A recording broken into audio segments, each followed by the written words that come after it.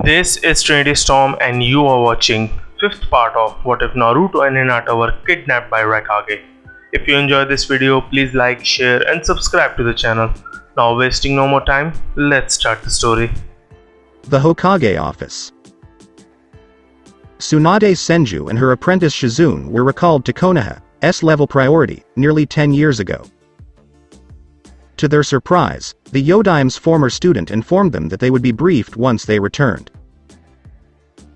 They happened to meet Jiraiya, who was also perplexed, and they were all shocked to learn that her cousin and student Kushina's son, as well as the Hyuga heiress, the daughter of her other student Hitomi, had been kidnapped. She and her perverted teammate Jiraiya were stunned and enraged. How could sensei have gone so wrong? They confronted their sensei angrily about it, even bringing up the incident with their traitorous teammate, demanding answers. How could Sarutobi let this happen right under his nose? The two Sannin were surprised and shocked to see what they saw. The Nidaim's prized student couldn't stop crying and apologizing, and it pained them greatly to see how old and tired he had become. It was their first time seeing the mighty god of shinobi broken down like this, and it stayed with them for the rest of their lives. Then Tsunade and Jiraiya realized something. Sensei should not have retaken the Hokage position in the aftermath of Minato's death, and he should have enjoyed his long overdue retirement. But who else could assume command of the situation? The slug Sannin also realized she was partially to blame. If she had stayed in the village, the Namikaze Hyuga incident and those inhumane experiments would not have occurred. Probably. Well, hindsight is always 20/20. Despite her presence, she was unable to prevent the Uchiha tragedy, and her student Makoto's operation failed despite a 65% success rate. Due to her fear of blood. Despite the Uchiha matriarchs kindly saying it was fine, she couldn't stop apologizing to her student. The Senju princess blamed herself for this even to this day. Things couldn't possibly get any worse, could they? Unfortunately, fate was a jerk. Those annoying elders, especially Danzo Shimura, the Warhawk. He had been exonerated and was able to demonstrate that he was not responsible for the Namikaze Hyuga incident. But he and the other two elders were still a total annoyance. They had discovered a new Jinchuriki in Konoha a few months after her arrival, much to their chagrin and delight. The anger was for being kept in the dark, and the joy was for Konoha's safety and well-being. But they dropped this bombshell during a council meeting, and then everything went downhill. Tsunade sighed, recalling the heated debate between Sarutobi and the three elders with the civilian councilors. Due to the tensions with Iwa and Kumo, the former root leader had even suggested that the Jinchuriki receive additional training rather than the standard ninja academy in order to protect Konoha. The Hokage rejected the idea because Kushina never received so-called Jinchuriki training despite becoming a superb kunoichi. During the last war, Kushina earned the moniker, Red Death. A civilian councilor slandered Kushina and her son, referring to them as demon whore and demon spawn, which irritated the Sandaime Hokage. Something snapped in Sarutobi, and a monstrous killing intent waved the council chamber, aimed at that civilian. The moron was so terrified that he puked and wet himself before succumbing to a heart attack. This taught the rest of the terrified civilian councilors and the three elders their place. The council was an advisory body to the Hokage, and Konoha was a dictatorship-run ninja village. Nobody dared to mess with the Hokage. The return of the god of shinobi pleased her and the rest of the ninja councilors. The Hokage immediately and coldly issued a decree. No one could reveal the Jinchuriki's status under penalty of death. Everything began to improve, and soon all important policies important to Konoha were passed, including her dream, the Konoha Medic Corps. However, the Nanabi Jinchuriki began to pay the price a few days later when those damn councilors began their petty retaliation. They broke the laws of the third and incited civilians to abuse her by refusing services and telling their children to stay away from her. The poor girl. Thankfully, the Aburame heir was always available to her. Then, at the invitation of the Yamanaka, other clan heirs and heiresses began to be with her, including that Haruno girl, despite her counselor Auntie's objection. The Jinchuriki did not give in to hatred or lose control. The girl didn't give the justification for receiving Danzo's training a chance. Last year, a young man named Renmara visited Konoha. The boy claimed he had been with one of the infamous Mist Seven swordsmen and had no idea who the masked man who murdered Raiga Kurasuke was. Renmara arrived with a fortune in 100 large gold bullions, much to her and her inner circle's surprise. The scroll contained a letter asking her to look after Renmara, and the gold was both a payment and a gift if she controlled her gambling addiction. She finally overcame her fear of blood with the help of everyone and this kind boy. Everyone was curious. Who was this generous donor who took out the Kiri swordsman? Jiraiya, to her annoyance, made a bad joke about her still having an admirer despite her age before taking his share of punishment. Of course she understood the underlying meaning of that bad joke, and she knew her perverted teammate still loved her. Could he still love her after she cancelled her henge? The Senju had complied with the letter's requests to settle her debts.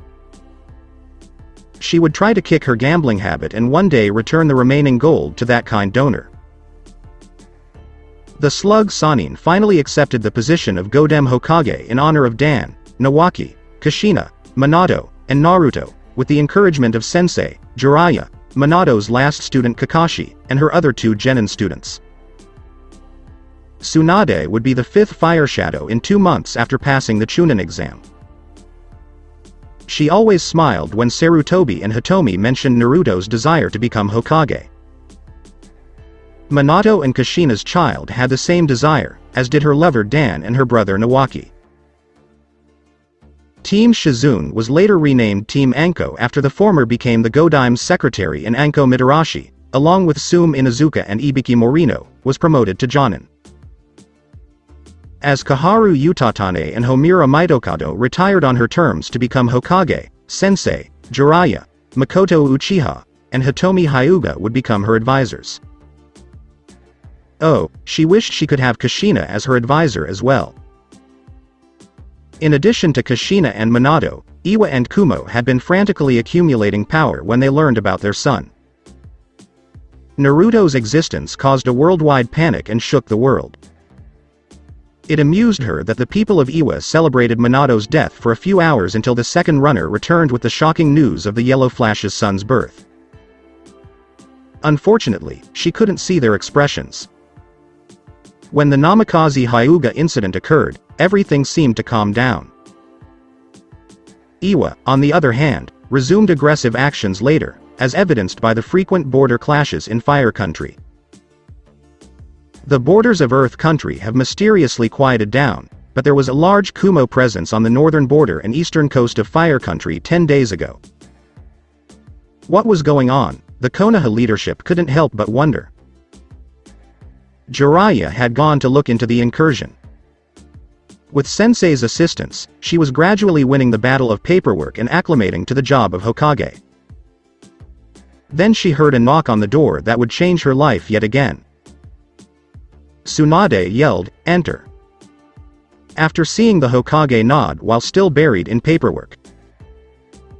A few seconds later, the Team 7 Jonin leader arrived, accompanied by 4 masked individuals wearing the old black Uzumaki armors, which appeared to be plated armors on both the back and front, as well as additional shoulder plates, similar to those worn by the Senju and Uchiha clans during Konoha's founding. Good afternoon, Hokage. Team 7 has returned from the Wave Country mission, which was supposed to be a simple C-rank mission but turned into an A-rank bordering on an S-rank mission, Kakashi reported, looking at the Sandame and the future Godem who were busy with paperwork. He paused for a moment, not wanting to admit that it had been borderline to S since the incident with Itachi Uchiha and Kisame Hoshigaki. There are also some interesting companions named Hinoka Uzumaki, Tayuya Uzumaki, Hinata Hyuga, and Naruto Namikaze. What?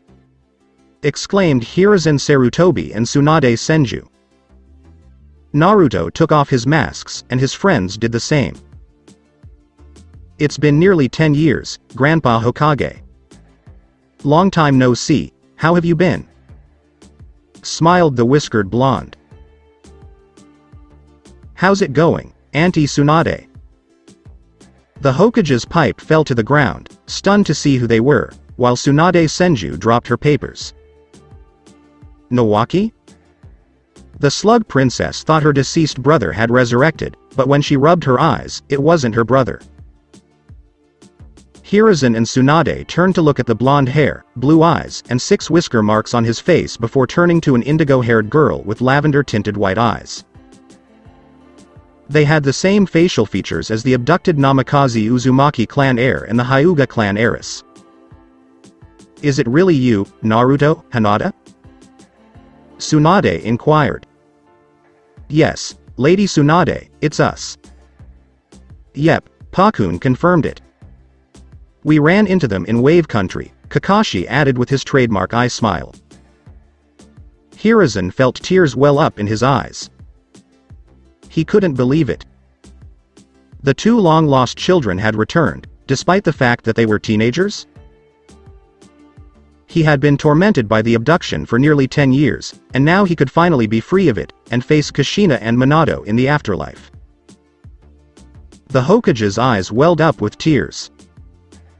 Tsunade went to bear hug Naruto because he was the only family she had left in the world besides Shizune.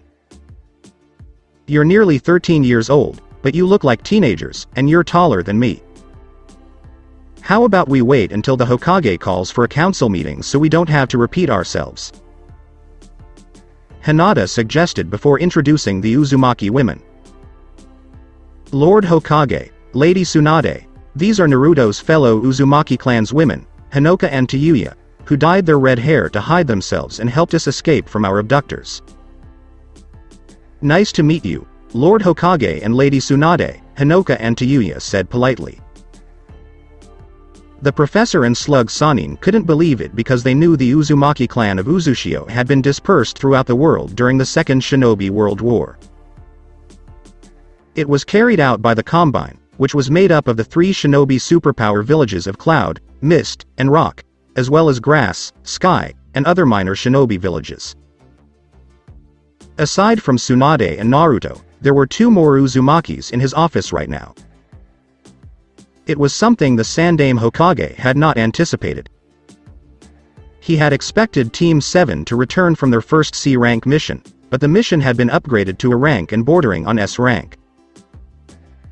He was curious as to why it had turned to S rank, and he and his female student planned to read Team 7 Jonin's report later. I will convene the council meeting to inform everyone. Everyone will be overjoyed to see the 2 of you are finally back, the Hokage said as he prepared to summon the council. He would prefer that this be presented only to the Ninja Council, but the civilian councilors would react similarly to the Nanabi incident. Lord Hokage, please wait a moment, Naruto said as he handed him a scroll. It contains details about our kidnapping, including who was involved. Hiruzen and Tsunade began to read, and their eyes widened when they realized that members of the civilian council and 2 Hyuga elders had planned for this to happen. Kumo? Gritted Tsunade. And these counselors and Hyuga elders were involved? Naruto nodded and decided to hand over another scroll to them. The final scroll will seal the coffin.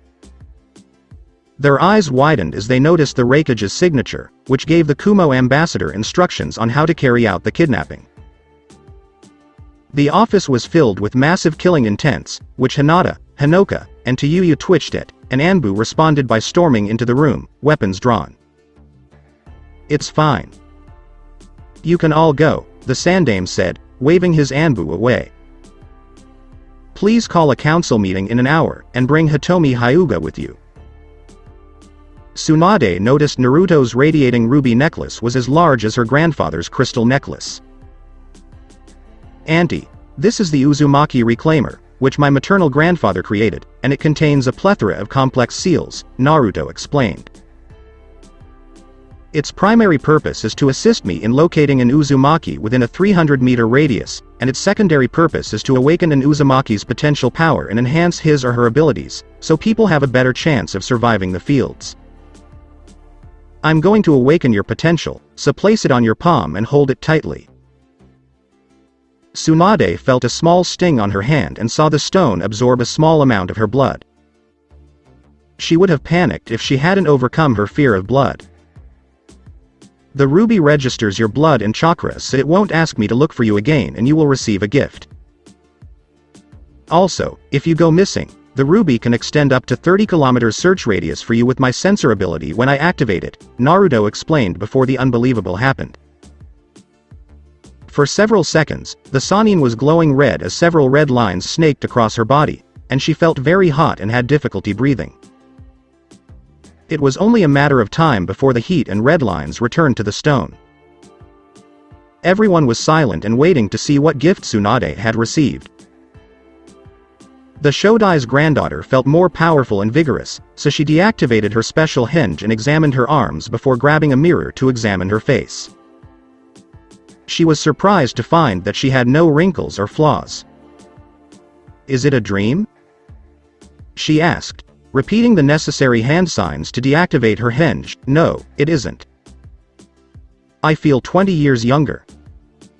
I can't believe it. Wow."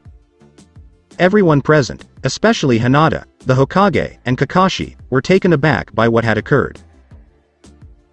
It appears that the longevity trait in your Uzumaki blood has been awakened, Tsunade, Naruto read from the ruby's tiny texts. You won't get a special ability or upgrade like Hinoka with chakra chains or Hyuga with heel bite, but that's okay because you're a Sannin, right? So, Naruto, what have you gained from the ruby? Inquired the Team 7 Jonin leader. Wisdom and leadership. The ruby has granted me these two most important things to lead the Uzumaki clan and look out for their well-being. However, I believe the reason I don't gain access to the Uzumaki bloodline limits is that the more potent Namikaze blood. Just like Senju in Tsunade's case. This also explains why I have blonde hair instead of red hair. I believe I have an answer, the Sandame said as he smoked his pipe and walked towards the windows to see the Hokage monument, particularly the massive bust of his sensei. I think it's time to let you know this, Naruto has Senju blood. Tobirama's daughter married a member of the Namikaze clan and gave birth to Minato. She and her husband died in the early stages of the Second War, and Minato thus became an orphan not knowing about his parents. Everyone's eyes widened at this revelation, and they looked at the Nidaime and Yondaime Hokage pictures. Despite their different hair colors, they shared a similar hairstyle, eyes, and facial structure. Tsunade's eyes welled up with tears before falling. She couldn't believe her eyes. Minato was her cousin as well as Kushina. Then why? Tsunade inquired. How come he didn't tell me? I'm not sure, but my best guess is that he wasn't in a hurry to tell you this because you already had support from your genin students for Dan and Nawaki, and he was our trump card in the last war, and he was always away. He planned to tell you after Naruto's birth, but he and Kushina were gone. It hurt her that Minato didn't want to be a part of her family, but it made her appreciate everything she had now. Aside from Shizune and Renmara, she had Naruto, Hinoka, and Hyuga to call her family. Naruto was also taken aback by his father's ancestry. Is Hiraishin, like Mokutan, a Senju bloodline limit? Another thought quickly entered his mind. How come the Hokage guard platoon could also use the jutsu? While looking at his surrogate brother and his eye patch, he found his answer. A non-Uchiha can use Sharingan effectively. There is still hope for the Hiraishin. I'll ask the Hokage about my father's and Great Scroll's grandfathers later, or I'll seek assistance from the platoon. The Hokage saw the council members arrive at the Hokage Tower through the windows. The counselors have arrived. We'll discuss it later. Tsunade asked a tower staff to guide Hinoka and Hyuga around Konoha and to undye their hair as everyone left the office to attend the meeting. Council Chamber of Konoha.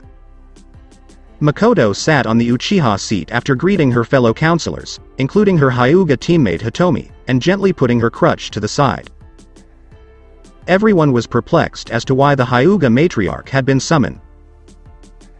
Even Hitomi was perplexed as to why she had been summoned.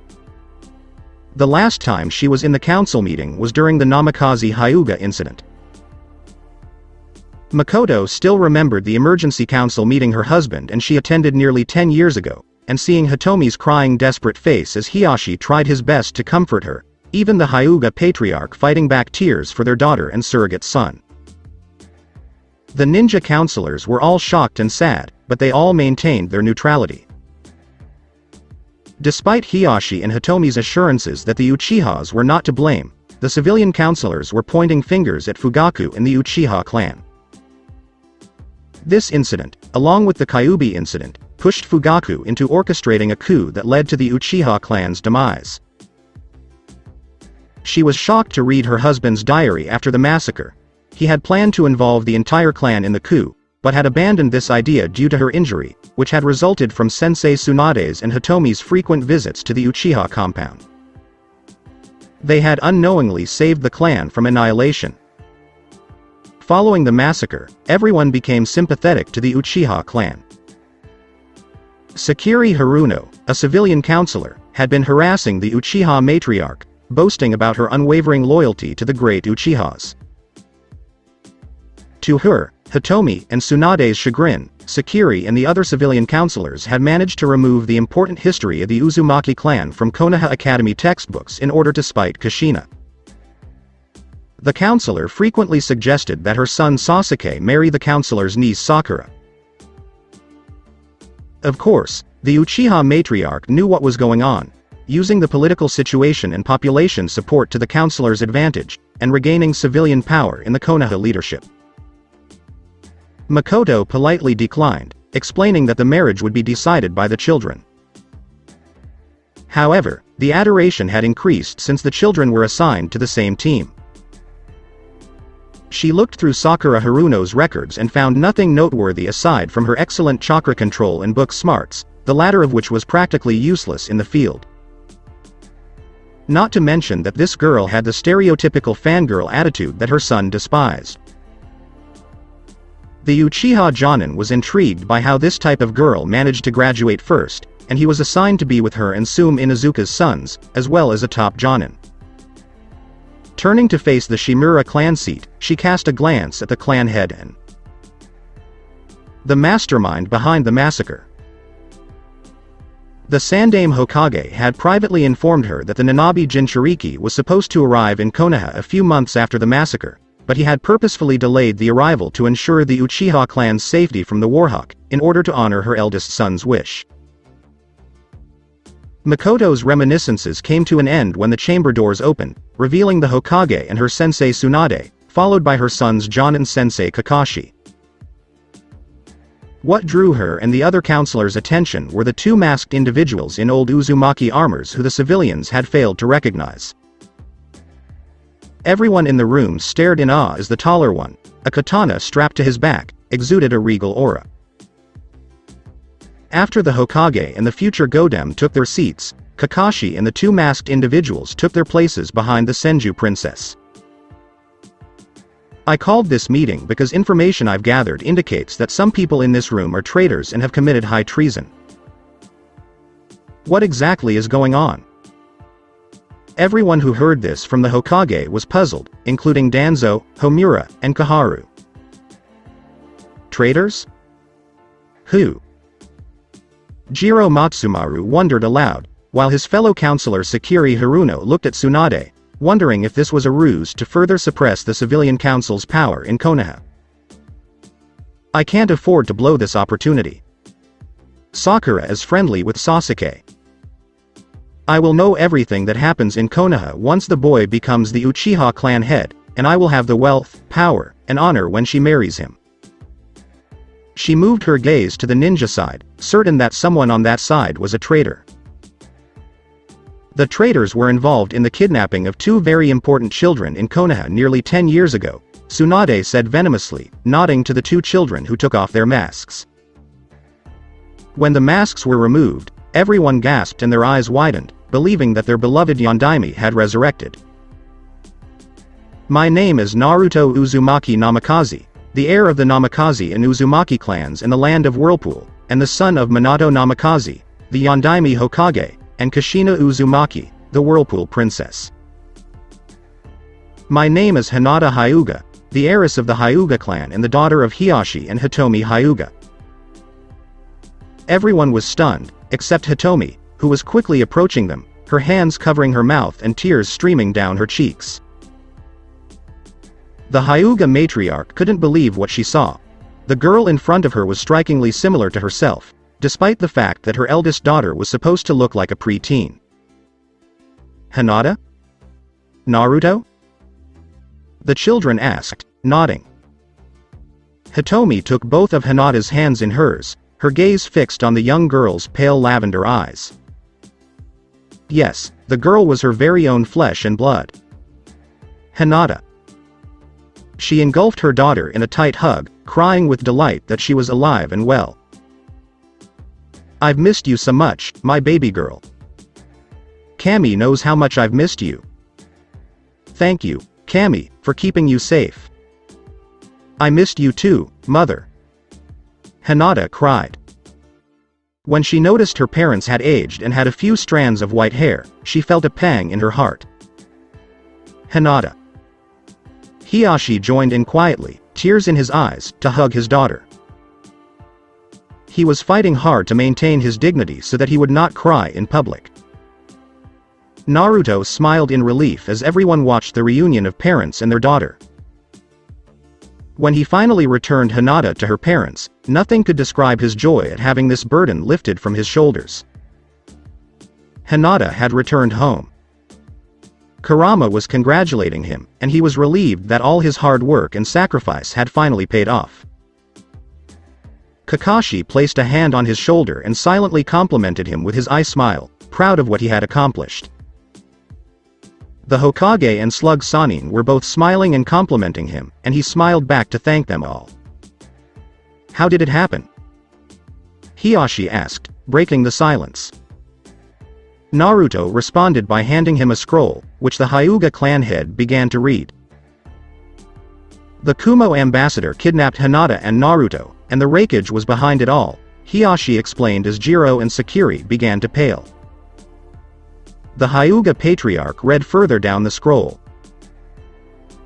The Raikage's memo says Jiro sold Naruto as the Kyuubi to Kumo for a large sum of money, and Sakuri simply wanted to get rid of Hinata so her niece could get closer to the heir of the Namikaze and Uzumaki clans. The incriminated counselors trembled at the ninja counselors' killing intents.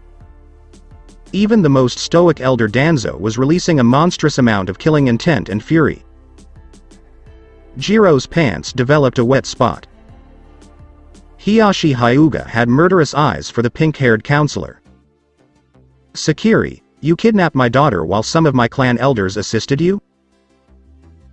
The Haruno trembled violently as every ninja in the chamber aimed their killing intent at her and her fellow indicted counselor. Her past crime had now come back to bite her in the buttocks. Yes. Sakura told me Minato's boy was always hanging out with your daughter, while she never got a chance to even talk to him. And your elders wanted to get rid of her because she was obviously against the Hyuga traditions. She yelled, losing it. Everything she had planned had gone wrong. That's it. Anbu, arrest Sakuri and Jiro and bring them to Ibiki, said the Hokage. After the interrogation, all those involved will be sent to death row. The ninja counselors were unconcerned, while the civilian counselors were horrified as the two indicted civilian counselors were led away. It made the ninja counselors happy to see the corrupted counselors dealt with. Tsunade would later drop another bombshell to finally get rid of those civilian counselors.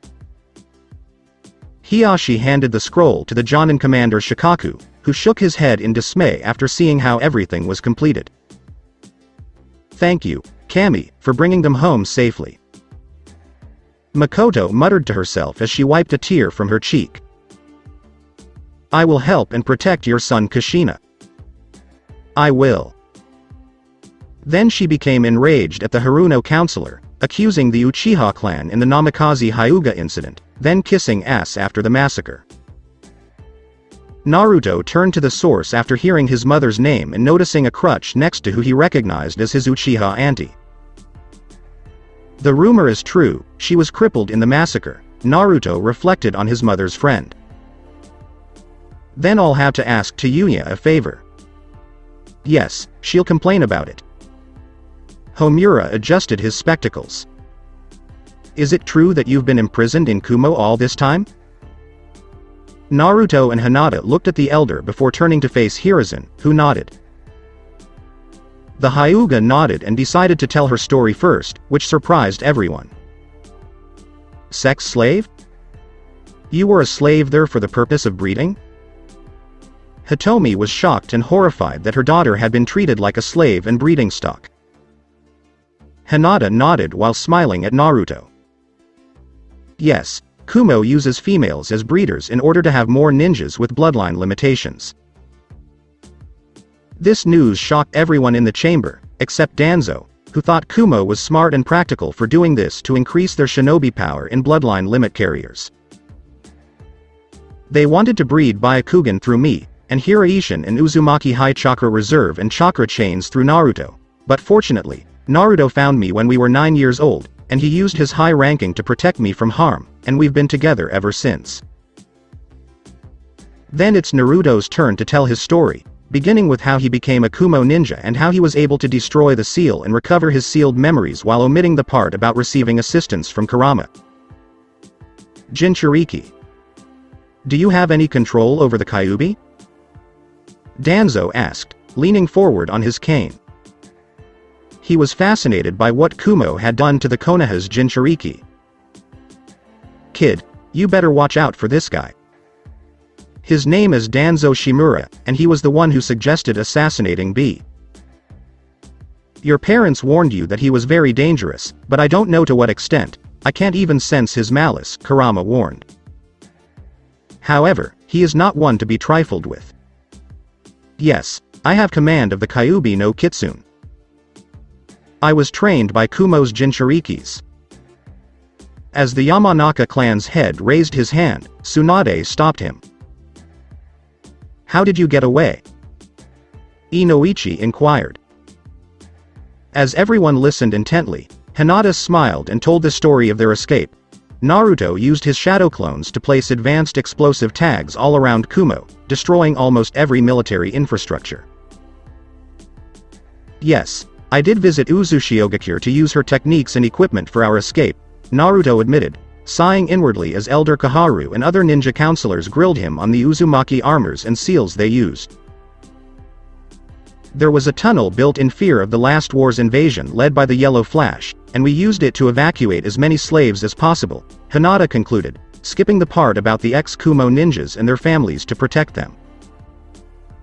Naruto sealed the Jinchurikis of the Nibi and Hachibi in a space-time world and nearly killed the Raikage twice, shocking everyone. Not to mention the fact that he chased Itachi Uchiha and Kisame Hoshigaki out of Wave Country. Makoto winced at the mention of her eldest son, and Hiruzen's pipe dropped to the floor.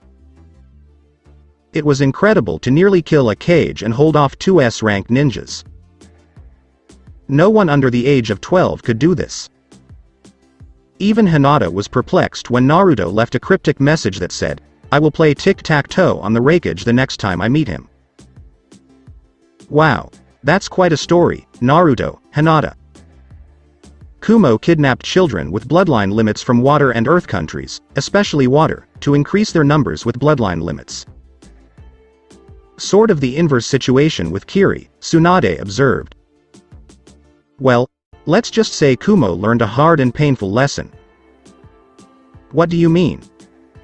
Slug Sanin inquired of Naruto. Lady Tsunade, please read it, Hinata said, handing Tsunade a report sheet Asuka and Sayuri had written prior to the escape. The world's best medic read the first line of the report before doing a double take. Wait, did you both take growth hormones? Is that why you look like teenagers? And the fertility pills? Some of the ingredients are unknown and may be unsafe. What is the Kumo leadership thinking? Tsunade kept reading down the lines about what Naruto did. You sterilized all Kumo's slaves and ninjas with the ingredients you put into the factory in the water supply? Naruto's response was, no, which raised a few eyebrows. Most of the shinobis and kunoichis who took those pills, probably slightly more than half of the takers, were sterilized. Everyone's mouths were open. Even the slacker Jonin commander was taken aback. Kami. You wiped out a generation of shinobi for Kumo, maybe two, Shikaku said. I sterilized them, especially the slaves, because I don't want to see any more rape babies and suffering, and I did this to prevent Kumo from plunging the world into another great war, Naruto said steelily. You've heard Lady Tsunade mention the pills are dangerous, so I personally punished everyone involved in the pill production, the Kumo leadership and those professionals saying the drugs are harmless, but they didn't take the pills. They are hypocrites, so I snuck into their houses and drugged their food and drink, and I sterilized every one of them and their families, even their children and babies by applying leech seals.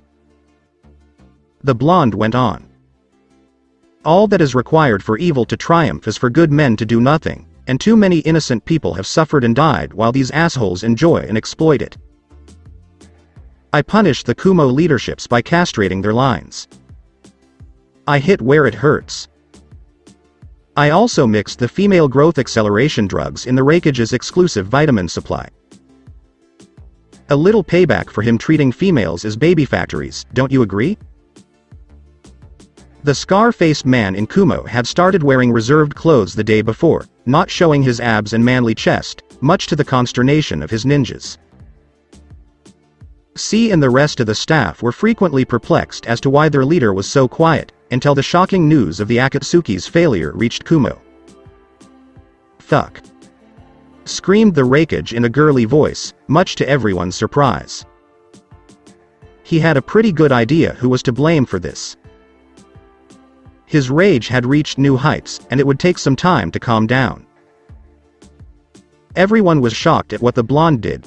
The Kumo leadership clans would be extinct when their last child passed on in the future. There was an awkward silence throughout the chamber as the males mentally cupped their crotches at the mention of castration and what Naruto had done to the Cloud clans. Hiashi and Shibi Aburame appeared uneasy as well. I'm impressed, but I'm also disappointed. Huh? Everyone turned to face the source of that voice. Would you mind explaining? Naruto narrowed his eyes at the mummied man, who narrowed his one eye in return. I admire your ninja abilities, and I accept that you failed to destroy Kumo R&D Center, but why didn't you kill the Kumo Jinchurikis when you had the chance? Why? Don't you realize killing them could have permanently crippled Kumo? Wouldn't that have made it much easier to convince Kumo to surrender? The civilian councilors murmured, and the other two elders, Kaharu and Homura, narrowed their eyes and asked the whiskered blonde a question. Those two Jinchurikis are my teachers and our saviors. They helped us unknowingly, Naruto explained. If it hadn't been for them, the Raikage might not have let me take Hinata in the first place. It was only because of them that we weren't forced to become parents as soon as possible. Kumo would have loved to have us producing future super soldiers with all abilities, Hiraishin, Byakugan, chakra chains, and high chakra reserve.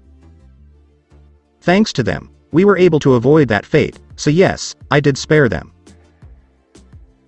The reasons were utter nonsense to the darkness of Shinobi, who had no problem ripping an eye out of a loyal Konoha ninja and nearly succeeded in ripping another eye out, not to mention the person was the family of one who had saved his life on several previous occasions.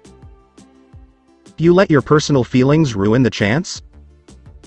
Danzo shook his head in disapproval. There is no doubt that the Kumo Jinchurikis will be against us one day. What if Kumo refuses to surrender and holds on until they return? You failed to see the big picture, and you put Konoha in danger. You disappoint me, boy. Everyone in the room seemed concerned that the argument would escalate. Naruto's fists clenched, and he was furious, but he felt Danzo was correct. He had intended to use the Flying Thunder God technique to force Kumo to surrender, but his plans were thwarted when his parents' house was destroyed. The third Hokage quickly defended his surrogate grandson. That's enough, Danzo. In case you forgot, Minato spared the Jinchuriki for the Hachibi during the previous war, so can you say your Yondaime Hokage disappointed you? Tisk, Danzo grumbled, but it silenced him for good. Before speaking, Naruto took a deep breath. I sealed the 2 Kumo Jinchurikis with my space-time technique for as long as possible, but we might not have enough time due to the upcoming Chunin exam in Konoha in the next 2 months. My conscience, however, wouldn't allow me to kill my teachers, whom Hinata and I owe a lot to. But Elder Danzo is correct in a sense. The Hidden Cloud Village might come to Konoha with their 2 Jinchurikis. After the lengthy debriefing, his face became tired. Is there anything else we need to discuss? I think we can all go now. I want to deal with those Hyuga elders and hire contractors with their money to rebuild my parents' house. The mention of his parents' money made the other civilian counselors nervous, prompting him to raise an eyebrow and say, "What?"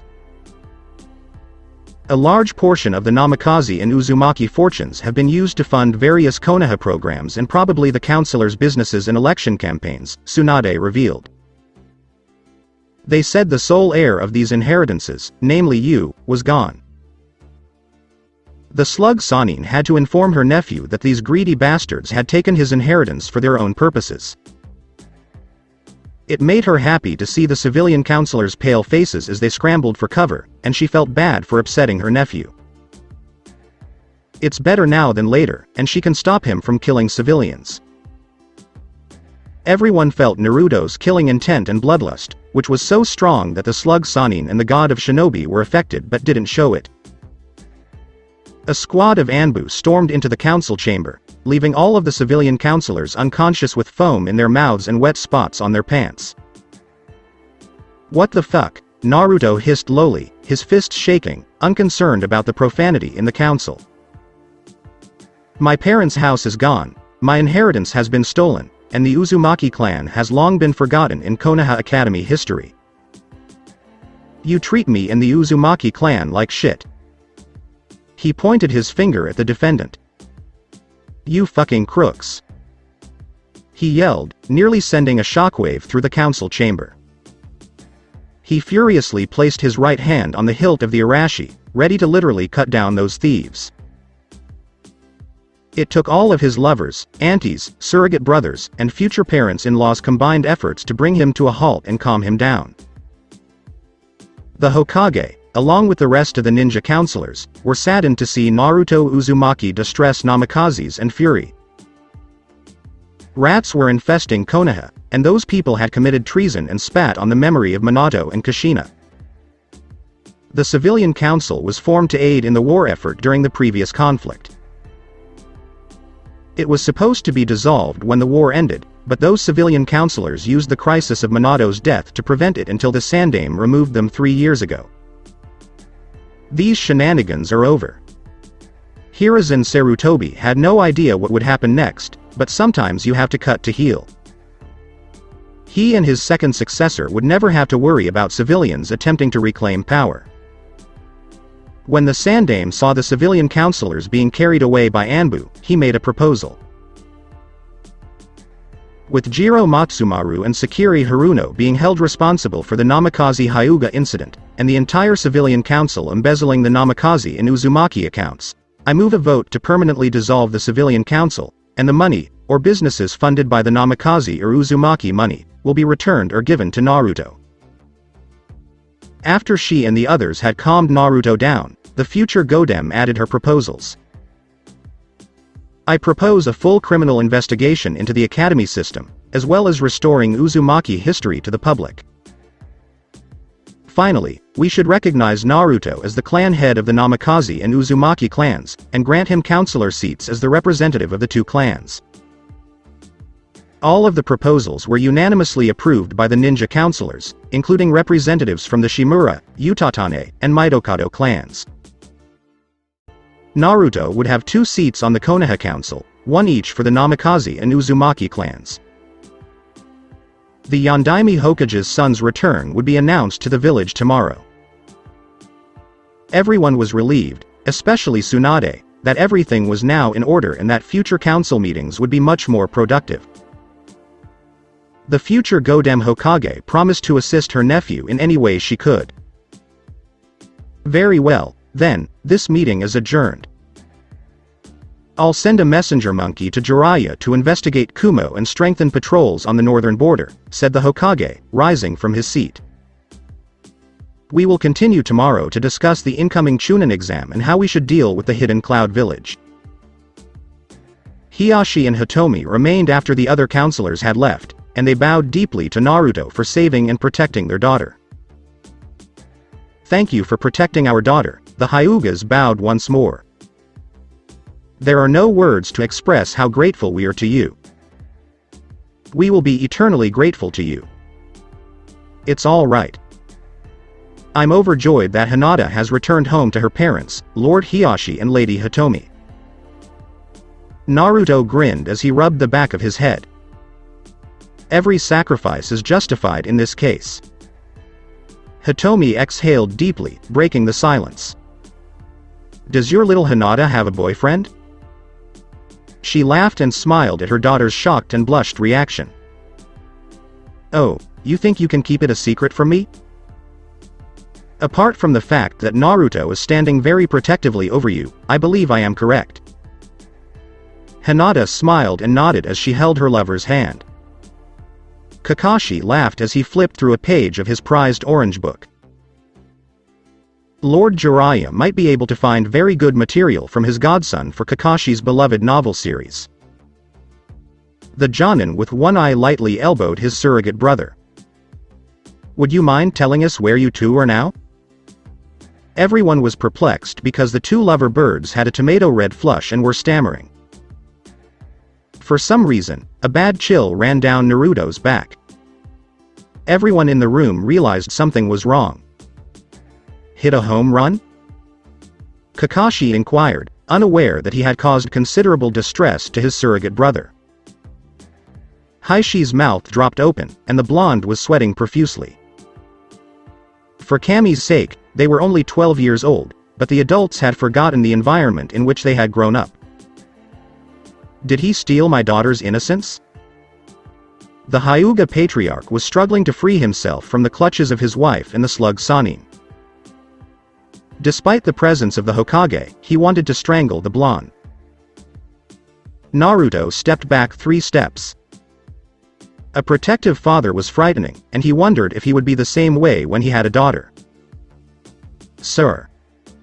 I adore your daughter too much. Naruto bowed to Hinata's parents right away. I'm going to ask you both for your daughter's hand in marriage.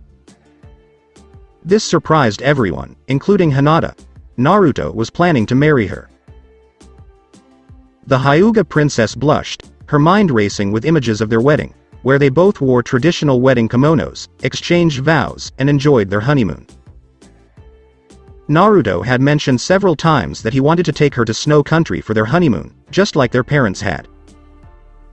After 30 minutes, Naruto was walking to the Hyuga compound with Hinata, her parents, Tsunade, and an Anbu squad. There were numerous tasks to be completed beginning tomorrow. The most important thing was that he would look for his parents and great-grandfather Tobirama's scrolls. Hinoka and Tayuya were allowed to stay in the Hyuga compound after Hiashi agreed. Hinata was shocked when Hitomi told her she had a sister, and she couldn't wait to meet her. Auntie, you are a powerful Sanin who has regained your youth, but I must remind you that you must be cautious. Naruto counseled Tsunade. You do not have wood release, but your children may. Kumo or any other interested parties may come to you to gain access to Mokuton, as they had hoped in Kuretsuchi's case to gain access to the powerful dust release. "Got it, kid," Tsunade replied with a smile to Naruto, who returned the smile. They had arrived at the clan compound gates. The blonde cast a glance at the branch family bodyguards and gate guards and realized why they always wore forehead protectors, the vile seals they couldn't remove without dying. Above the gates, there were kanji that said, "Towards the sun." It was ironic given the clan's name, which had a dark and heinous history. The Hyuga elders didn't just want to get rid of Hinata. They were even more desperate to get rid of Naruto. Hyuga compound 10 minutes later. A clan gathering now? Hisashi inquired of his brother. The younger twin brother was perplexed as to why Hisashi was so quiet, and his stern expression indicated that something was about to happen. "Go get everyone," Hisashi said coldly. Just thinking about what Naruto and Hinata had reported made his blood boil, that someone in his family would commit such treason. It took 30 minutes to fill the room, but everyone noticed an ambu squad. "What does this mean, Lord Hisashi? What brings Anbu here?" An elder inquired. Another elder speculated, perhaps Lord Hisashi decides to make Hanabi the heiress of the clan. Hanabi frowned and smiled. She's pleased to be recognized by the elders who groomed her to be the heiress of Konoha's most powerful clan. The young girl disliked the clan's harsh ideology toward the main branch family, but she chose to accept it and people's fate. Hisashi and Hitomi had revealed to their younger daughter the existence of her long-lost older sister. Hanabi had seen her toddler photos with the Yondaime Hokage's son, and they appeared to be happy together until 10 years ago, 2 years before her birth. It bothered her that she had never seen her sister, and she often wondered where and how she was. The elders, on the other hand, simply told her to forget about her sister because she didn't exist. When her father turned to the Anbu squad and pointed to elders Kakui and Noboru sitting next to her, her thoughts were interrupted. Treasonous behavior. You appear to have exacted petty revenge on Naruto Namikaze by collaborating with counselors Jiro Matsumaru and Sakiri Haruno to kidnap him and my daughter Hinata. Hisashi spoke up, his voice filled with rage. What? Everyone in the room was stunned to hear this, and the Anbu team quickly restrained the two elders. This is a false charge. Kakui objected. Where is the evidence? I am the proof, Naruto said as he entered the room wearing his Uzumaki armor. He looked at the elders who were to blame. Everyone who saw him was surprised to see him, while others had their Byakugan on, thinking he was the Yondaime Hokage or a Genjutsu. There is no jutsu, I am real, and so is someone else. Hinata entered the room with her mother and Tsunade, shocking everyone. Based on the Raikage's memo, you requested that Naruto's memories be sealed in the hopes that he would die on the battlefield and Hinata would be too weak to survive. Take them to Ibiki, Anbu. Sanin requested the slug. The elders forced Anbu to release them by jukening their arms before charging murderously at Naruto with their Byakugan activated. You brat, you must perish for the sake of the Hyuga clan. Naruto Namikaze vanished in a yellow blur and pulled out an Uzumaki dagger before they could take another step. He slashed an X across each of the two elders' faces, taking care not to damage their eyes. As they held their bloodied faces, the elders screamed in pain, and the blonde took advantage of the opportunity to destroy their clothes above their waists before slapping his hands on their chests. Seal. The blonde seal master yelled as he activated the Hyuga elders with Fuinjutsu. Everyone was taken aback when the elders' eyes changed from white to brown and the veins around their eyes receded quickly. Oh, my Byakugan. The bloodied-faced elders attempted, but failed, to activate their precious bloodline limits. I can't turn on my Byakugan. Every Hyuga was so terrified by the scene that the elders lost their Byakugan. Their Byakugan have been sealed. without dying. How is it possible? This is the true reason you want to get rid of me. I am an Uzumaki, a clan skilled in fuinjutsu.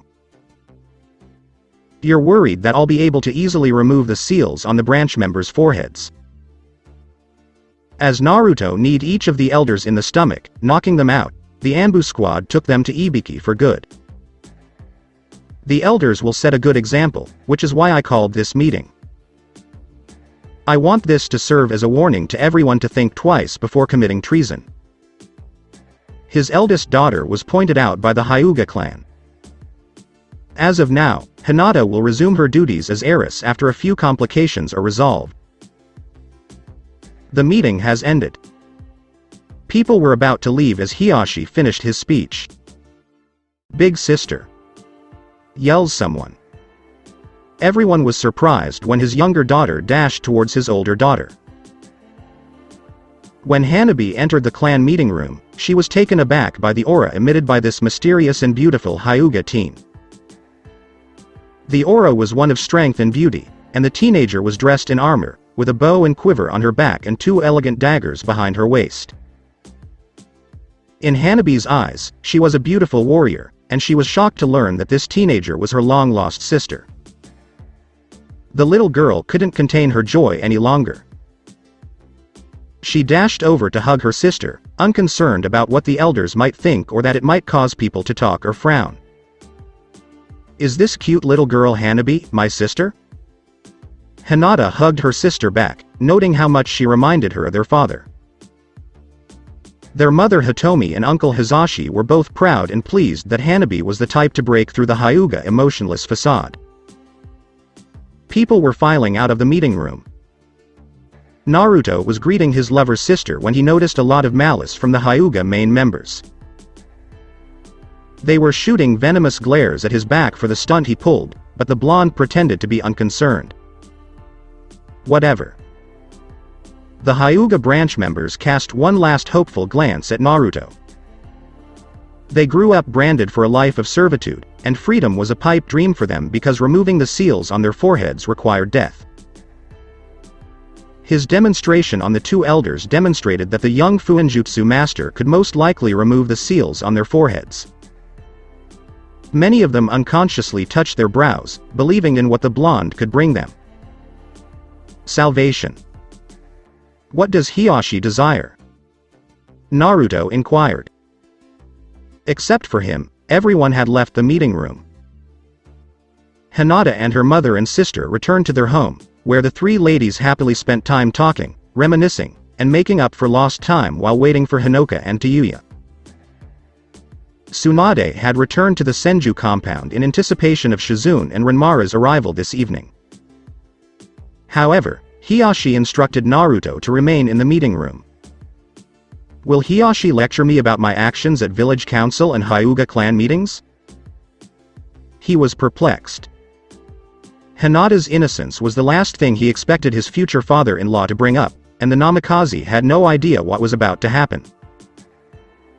The blonde had no idea that his future father-in-law had returned to his house to put on his battle gear and grab his family heirloom sword in order to have a serious talk with him. After 15 minutes, Hanabi's caretaker, Natsu Hyuga, was transporting Hinoka and Tayuya to the Hyuga compound at Hitomi's request. Their hair had returned to its original red color, attracting the attention and whistles of many males on their way to the compound. They were surprised to see Naruto jumping from roof to roof so quickly. He appeared terrified. "Return here." The three ladies heard a male voice and saw another man with a sword running in the same direction. Who exactly is he? Hinoka inquired as she drew her daggers. She and Tayuya were on their way to assist Naruto when they were stopped by the young Hyuga woman. Stop. Lord Hiashi is Lady Hinata's father. The Uzumaki women were relieved that it wasn't an enemy, but they were perplexed as to why the Hyuga clan head was pursuing Naruto with a sword. What did Naruto do to enrage the Hyuga patriarch? Before resuming his run for his life and his little Naruto, Naruto hand-clapped Haishi's sword. This was far more terrifying than facing Kisame, Ryuga, or any other formidable sword fighter. The Kyuubi no Kitsune knelt and laughed his head off at his host's predicament. The blonde could hear his future father-in-law cursing and yelling at him to stay still.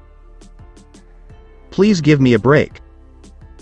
Late at night, the ostensibly defunct root headquarters. Danzo Shimura had given orders to several of his agents to monitor the Jinchuriki to the Kyuubi no Kitsune in order to learn more about him. The boy clearly did not tell the council everything. The root leader was enraged that the councilors and Hyuga elders sold the weapon to an enemy village, allowing them access to Konoha's most valuable abilities, Hiraiishin, Byakugan, and chakra chains. They had to die for this. He regretted killing his most capable spies, the Yakushis, because they had the best chance of finding the Konoha's Jinchuriki and reclaiming him. However, it turned out to be a blessing in disguise. The Warhawk grinned as he realized Kumo had just done Konoha a huge favor. It was the first time Konoha could enjoy a fully realized Jinchuriki, and the opportunity was too good to pass up. Despite nearly killing the Raikage and successfully driving off Itachi Uchiha and his mist swordsman partner, Minato's son wondered how powerful the Jinchuriki was. Konoha, with the Nanabi and the Kyuubi, would undoubtedly dwarf Kumo, who had the Nibi and the Hachibi. If the ruling clan of the unofficial sixth superpower, the Uzumaki clan, joined Konoha, the village would be far more powerful. The root leader was very interested in the leech seal technique, which could seal the functions of an organ. It could be used as an assassination fuinjutsu to seal a heart or a brain function and make the victim appear to die naturally, leaving no trace behind. It would be extremely useful for Anbu Black Ops assassination teams. The Konoha crippled elders' only useful Uzumaki techniques were the reverse four symbols sealing technique learned from Kushina's father's body and Mito Uzumaki Senju, who introduced the curse seal technique at the village's inception. If the Uzumaki clan joined Konoha with their fuinjutsu, Konoha would be at the top of the world. Consider how powerful Konoha would be if her ninjas were equipped with shield seals. However, the elder recognized the Uzumaki clan head's reluctance to remain in Konoha. Now he had to convince him to stay in Konoha indefinitely, and let Konoha gradually absorb the dead Uzushio without the Uzumaki clan noticing. Kushina's son would have to give up hope of resurrecting Uzushio and eventually accept his Jinchuriki fate. Shimura, which meant, for the village, and the zealous patriot was proud of his surname. He would go to any length to protect Konoha and ensure her dominance, no matter the cost. Everything else was considered secondary, and even human lives were considered expendable. For the benefit of Konoha. The soft knocking sound Danzo's cane made on the floor as he left his office for home was echoed in the hallway. Know what Konoha needs to do to maintain her global dominance.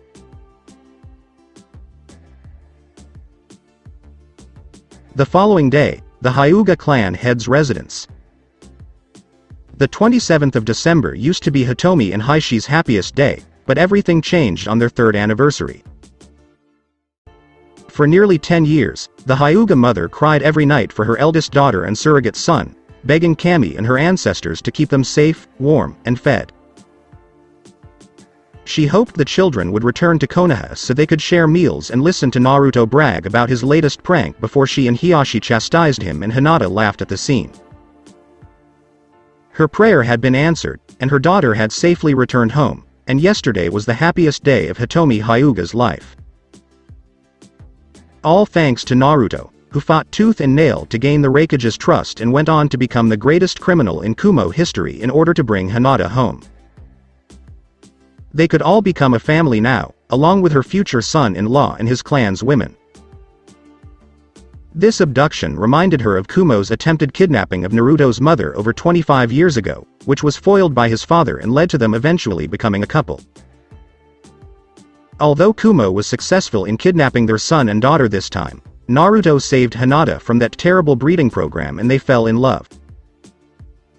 Kumo unintentionally created and tied the two couples together. Naruto, thank you so much for saving my daughter. Thank you, thank you, thank you. When she was enjoying her reunion with her eldest daughter, there was a scream from the clan meeting room they had just left. Everyone rushed back into the meeting room to find slashes on the walls and Naruto missing, but his katana remained in the room. After Natsu informed Hitomi and her firstborn of what she had witnessed, Hitomi and her firstborn stormed out. It was the first time she had seen her husband run so fast, almost fast enough to catch the yellow flash's sun. What's the deal with this antics? Their daughter's purity. Hinata later told her privately that they had consummated their relationship prior to the escape out of love and that she had no regrets. She was careful not to tell her 7-year-old sister. Yes, Hitomi shared her husband's traditional views on marriage. However, based on the disturbing facts in Kumo, the caring mother understood and accepted that they had such an intimate relationship. And after what Naruto had done, the boy deserved to have her daughter's hand in marriage. Following the dinner yesterday, Naruto bowed deeply to her and her husband in front of her daughters and the Uzumaki clan's women, formally requesting their permission to marry their firstborn daughter, much to Hinata's and her parents' delight.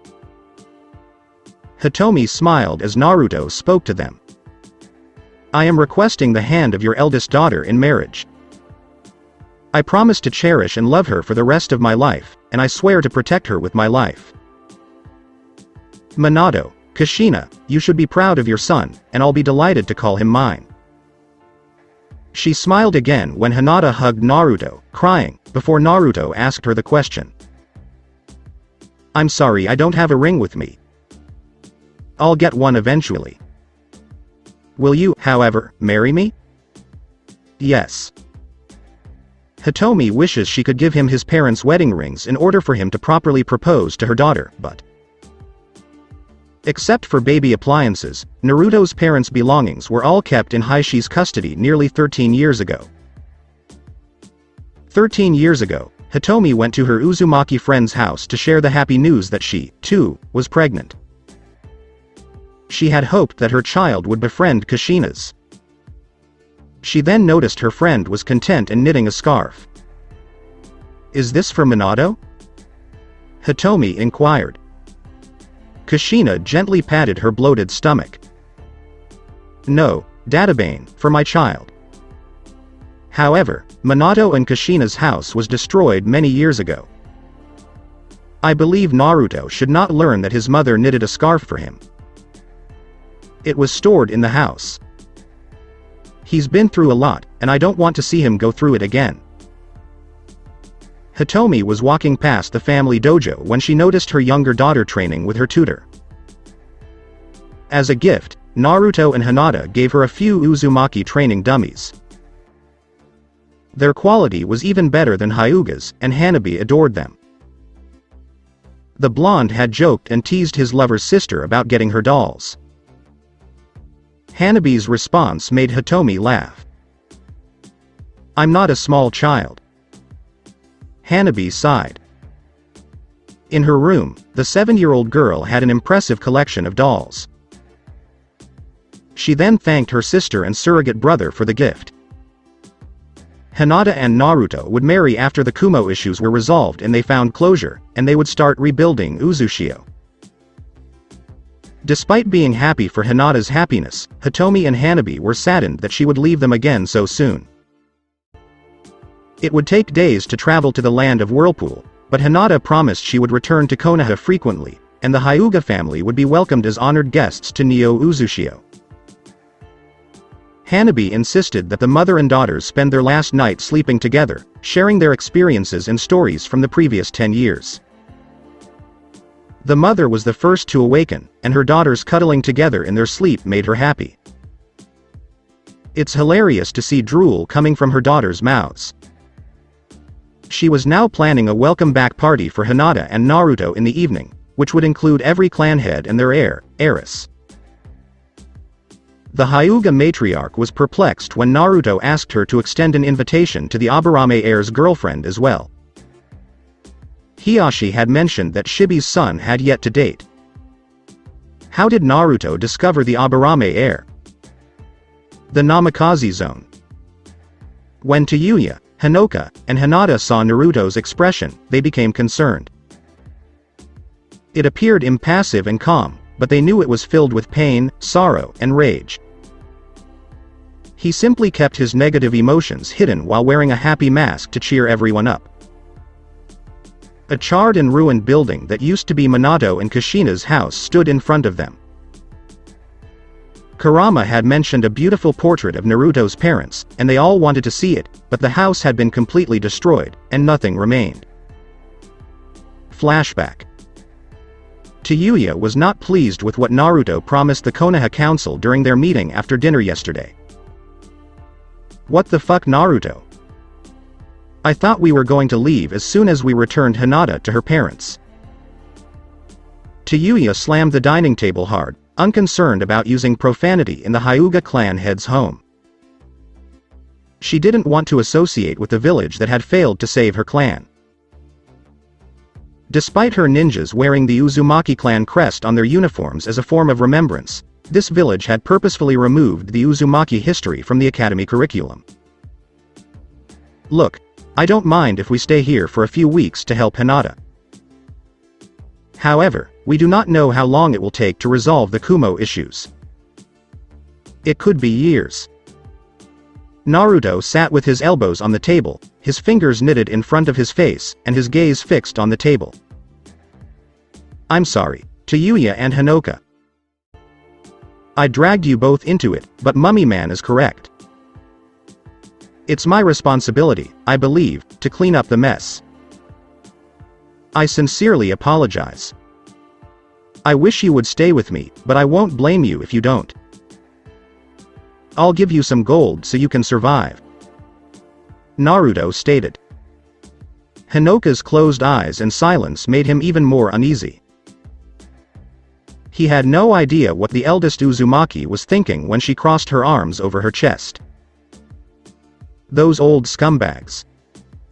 Hyuga made fists with her hands. Hinata had told the Uzumaki women about the council meeting. She was enraged that those people were criticizing her clan's leader. I've got a bad feeling about that Danzo guy. Hinoka finally broke the silence with Naruto.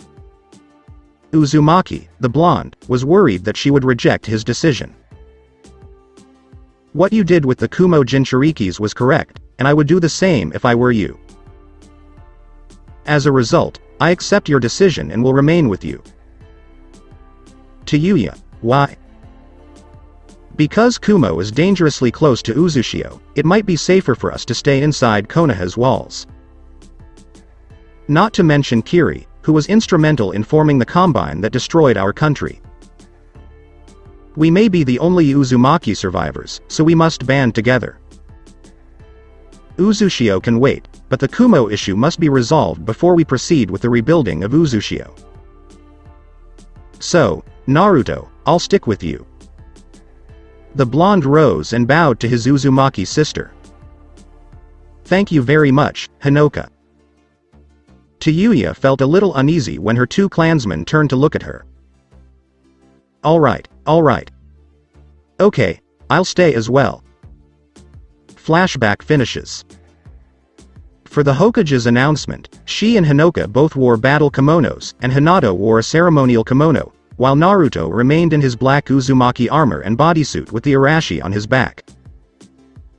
The blonde was armed to the teeth, and it was clear that he didn't trust or like Konoha. Naruto was the one who suffered the most and was the most hesitant to remain in Konoha. He was simply too nice to people, but she liked him and accepted him as her leader because of it. Everyone assumed there was a barrier protecting Minato's and Kushina's scrolls, but there was none and the scrolls were nowhere to be found. The ex-Kumo ninja suspected the fire was not accidental because he had set fire to the Raikage office in the archive library to conceal the fact that he had stolen the classified files. They concurred with this suspicion. But the question was, who was to blame? Alright, guys, Hyuga said. Nothing is left here. We'll look for the other locations later. Please take us to the Hokage Tower, Natsu. Council Chamber, Hokage Tower, 10 minutes later. With the exception of the Namikaze and Uzumaki clan liaisons, all of the ninja counselors were reviewing Kumo's 10-year plan and her war plans, which Naruto had brought back. Kumo would break the treaty and declare war on Konoha 2 years before Suna and Kiri. Leaf was first not only because of its geographically convenient location near Suna, Kiri, and Iwa, but also because it had the largest ninja population and the most clans with diverse bloodline limits. Along with the evidence files, Naruto wrote a report about the slave and breeding program. The Kyuubi Jinchuriki had asked the ninja counselors to keep it secret for Hinata's sake. The program was upsetting, especially for female counselors Makoto and Sume. The scribbled notes clearly demonstrated Naruto's desperation to get Hinata and the other girls out of Kumo, regardless of whether the escape plan was perfect or not. Haishi's fists were clenched in rage at what Kumo had done to his eldest daughter. I swear Kumo is going to pay for this. However, the disturbing fact did not stop there. Cloud's plan for Konoha shocked everyone. Kumo would send Konoha females, kunoichis, and civilians to the breeding program to increase their population. Inoichi Yamanaka and Unkai Kurama were even more shocked to learn that Kumo had specifically targeted Ino and Yakumo for breeding purposes, despite the rarity of the Kurama clan bloodline limit.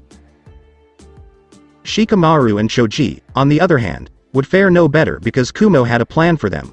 Konoha male ninjas would be used as grunts and cannon fodder in battle against the other villages, particularly Rock.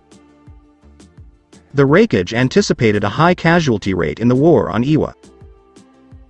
Kumo, on the other hand, had underestimated Konoha. While Kumo was beginning her 10-year plan at the time of the Namikaze Hyuga incident, the Hokage had launched Crimson Contingency in the midst of this crisis. The Leaf Village not only mobilized reserve forces such as Makoto Uchiha, Hitomi Hyuga, and Yoshino Nara, but it also expanded Jiraiya's intelligence network, which was responsible for intelligence gathering and counterintelligence. More measures were taken as tensions with Iwa and Kumo grew. First, the Konoha cryptanalysis team, which was in charge of decrypting messages from foreign villages, was expanded. The Hidden Leaf Village housed over 25,000 ninjas, and it preferred to use intelligence and tactics to counter the brute forces of Iwa and Kumo in order to minimize casualties, as the Leaf had fought Rock, Cloud, and Mist simultaneously in the previous war. However, the Leaf intelligence services were insufficient to deal with the threats, so 2 Konoha garrisons were established in Fire Country, one on the northern border and one on the western border. To defend against the Cloud Village, the northern garrison was stationed by 1,500 Leaf ninjas led by Hayama Shirakumo. Kosuke Maruboshi, the former Konoha Eternal Genin, led the western garrison of 3,500 Konoha ninjas. In the aftermath of the Namikaze Hyuga crisis, the old veteran reluctantly accepted the promotion to Jonin. His abilities spoke volumes about how well he handled border clashes. The old man had finally found peace with his previous mistake, which had killed his teammates. Fresh Genins would not be required to serve in either garrison until they had more than 6 months of experience. Ninjas in the Konoha garrisons stayed for 3 months and were required to take shifts twice a year. In the event of an invasion by Iwa or Kumo, Konoha would be able to send a reinforcement force of over 4,000 ninjas to assist either garrison.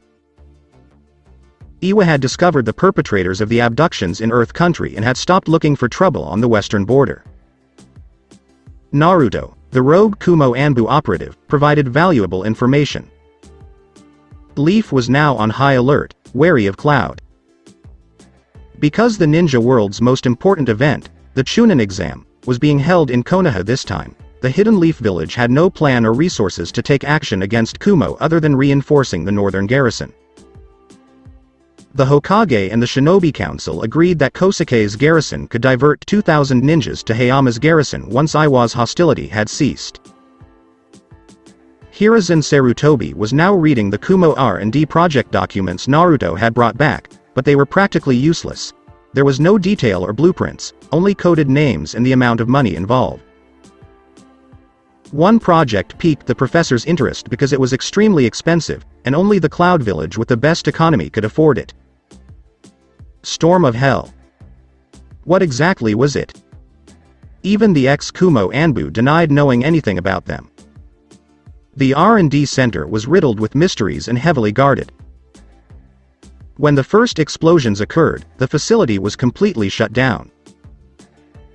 Naruto informed them that his shadow clone encountered heavy resistance, at least 20 Anbu. Even the Raikage tower did not have that many Anbu guards. With so many questions and so few answers, the Hokage doubted the Konoha spymaster would be able to find out, but he would assign Jiraiya to dig up information on them anyway. 3 Training grounds. Taking advantage of the fact that her 2 teammates were now sparring, Sakura mustered the courage to approach her sensei, who was sitting next to a tree reading his little orange book. "May I ask you a question, sensei?" "Sure. Let it out." It irritated her even more when she heard the Jonin giggling, but inner Sakura had suggested that she get a copy of that book.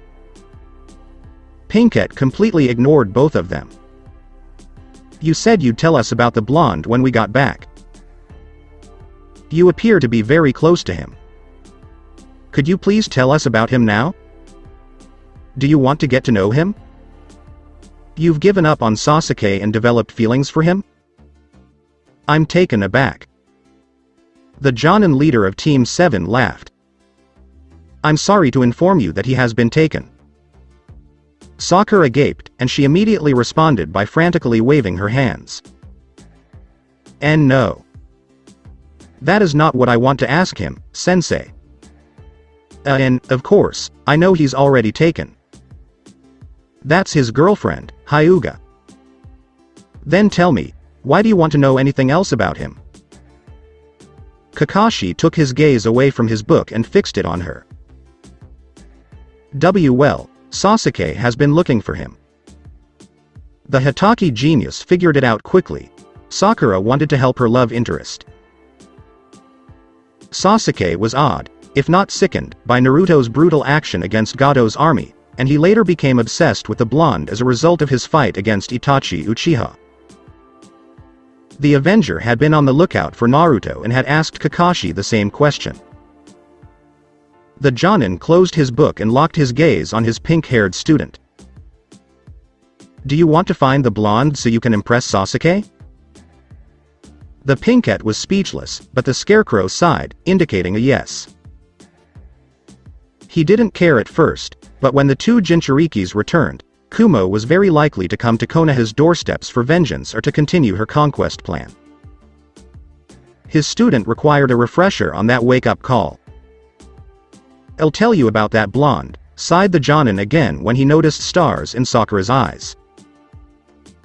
"But I have a far more important matter to bring up with you. Your obsession with Sasuke worries me. Your actions on the bridge were unacceptable to me. If you keep going like this, especially during a war, Team 7's names may be carved on the memorial stone. Don't tell me you forgot that lesson from 2 months ago." Sakura was taken aback and began to shiver. How could she possibly have forgotten that lesson? Based on the previous war experience, particularly the severely outclassed and outnumbered Team Choza, Maeda Gai, Genma Shiranui, and Ebisu's encounter with the entire 7 missed swordsmen, the Konoha leadership believed a new battle formation for genin teams was required to allow their genin soldiers to survive against stronger foes.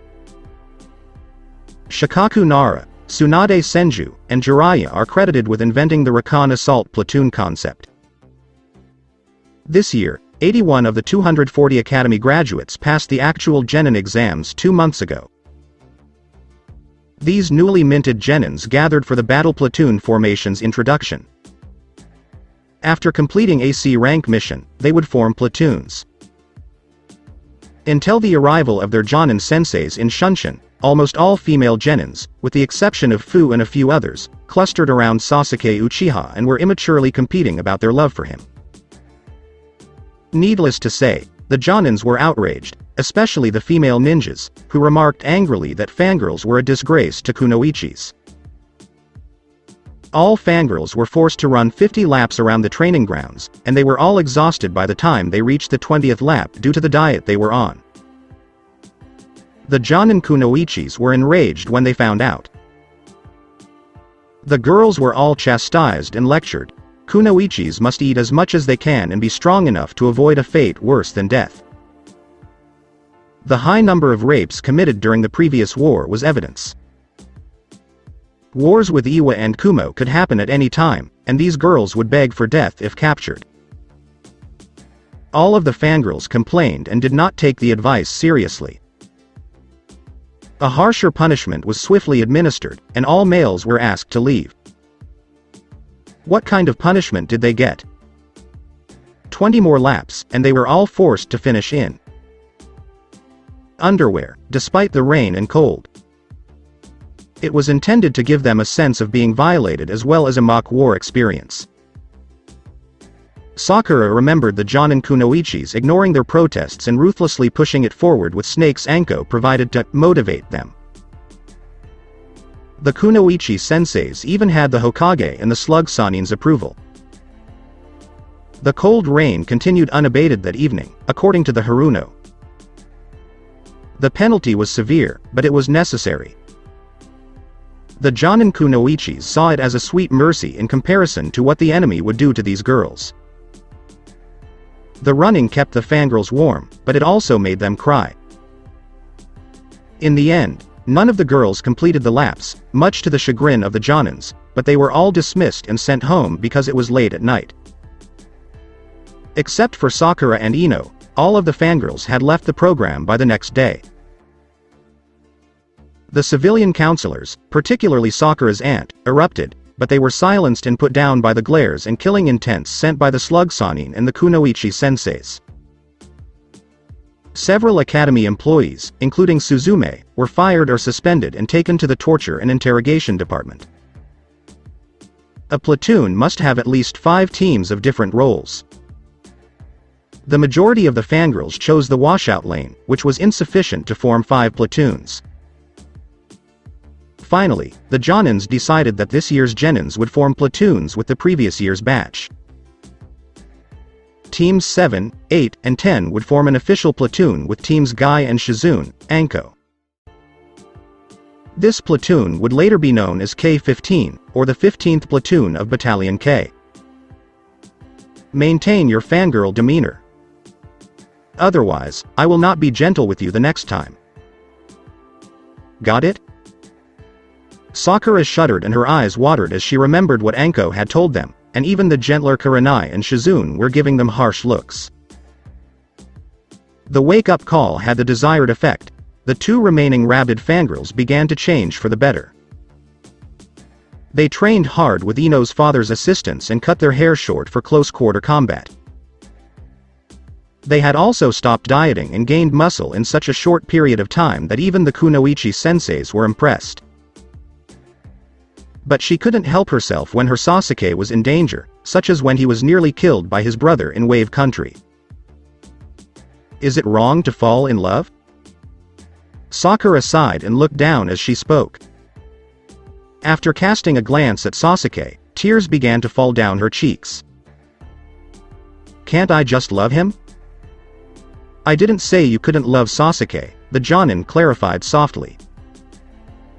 As long as your feelings don't jeopardize the team or the mission. Minato Namikaze was aware of the situation in his team, including Rin's feelings for Kakashi and Obito's feelings for her, but the Yellow Flash never said anything as long as the team performed admirably. In the previous war, Team Minato was even tasked with the critical mission of destroying Kanabi Bridge. Team 7 was similar to his old team, except Kiba wasn't smitten with Sakura, and Rin wasn't a fangirl even back in the academy days, according to the last Yondaime's student. Even now, what happened to his teammates saddened the gray-haired Jonin, and he had to make certain that nothing bad happened to this Team 7. Kiba and Akamaru were almost never a problem. Sasuke? He'd be fine as long as no one mentioned Itachi. The issue was Sakura, and he wanted to change her for the better, but how? Stick doesn't seem to be very effective, the Hitachi observed. Perhaps I should use Sensei's method of motivating Sakura with a carrot as well. I have no problem with your abilities, but when it comes to Sasuke, your performance begins to falter. Do you ever wonder why your strategy always fails? I'm curious why you don't wow Sasuke with your medical prowess again. Again? Sakura raised her head, surprised. Did I? But when was that? You never realized you were doing it. It's when everyone realizes you're the platoon member closest to reaching medic level 2, and even Ino and Neji can't compete with you. Sasuke was impressed because you even outperformed the previous Rookie of the Year and the Hyuga prodigy in that skill area. Her Sasuke was impressed by her minor medical skills? Really? But I didn't notice it. It has to be Lee, Kakashi grumbled. He was shouting something about your flames of youth, which distracted you, not to mention him and Guy hugging afterwards. I also witnessed Sasuke's expression as you healed him during a training exercise. You can impress Sasuke by demonstrating your ability as a capable kunoichi. The pink-haired kunoichi shuddered at her first encounter with Konoha's beautiful green wild beast, a self-proclaimed Konoha's beautiful green wild beast with a terrible haircut who swore to protect her with his life. She shuddered even more at Lee's declaration and his ridiculous self-imposed rule. If I can't beat Neji this time, I'll run 300 laps around Konoha backwards on my hands.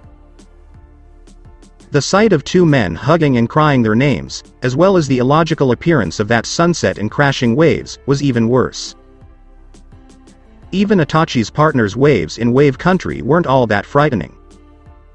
The Jonin rose to his feet.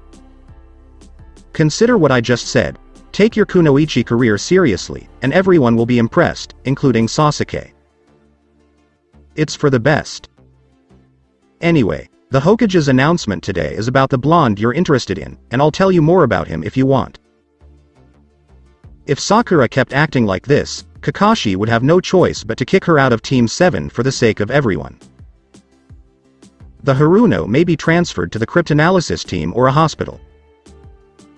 He went to summon his male students before they left for Sandame's announcement. Kiba was irritated when the Uchiha kicked his ass again on the way to the Hokage tower. Sasuke noticed tears on his female teammate's face, but she didn't bother him this time. What did she and Sensei discuss? Sakura's inner voice was yelling at her to take this approach. How did I miss the fact that my medical skills could impress Sasuke? Sakura was inwardly banging her head against a wall, recalling Sasuke's surprise when the blonde's girlfriend injured Itachi. Then I'll try to concentrate on my medical skills. It's a win-win situation, and after all, everyone can respect me. Wait, he is the subject of the announcement. Is that blonde really a celebrity? At the same time, the council chamber and the Hokage tower. Accepting the decision to stay in Konoha did not make Hinoka happy, especially since it was for an unknown period of time. The 15-year-old Uzumaki girl, unlike Tayuya, was raised by her Uzushio survivor parents. They'd taught her everything they knew, including combat and survival techniques. They thought she could survive in this harsh and corrupted world on her own, but the incident on Summoning Island proved them wrong.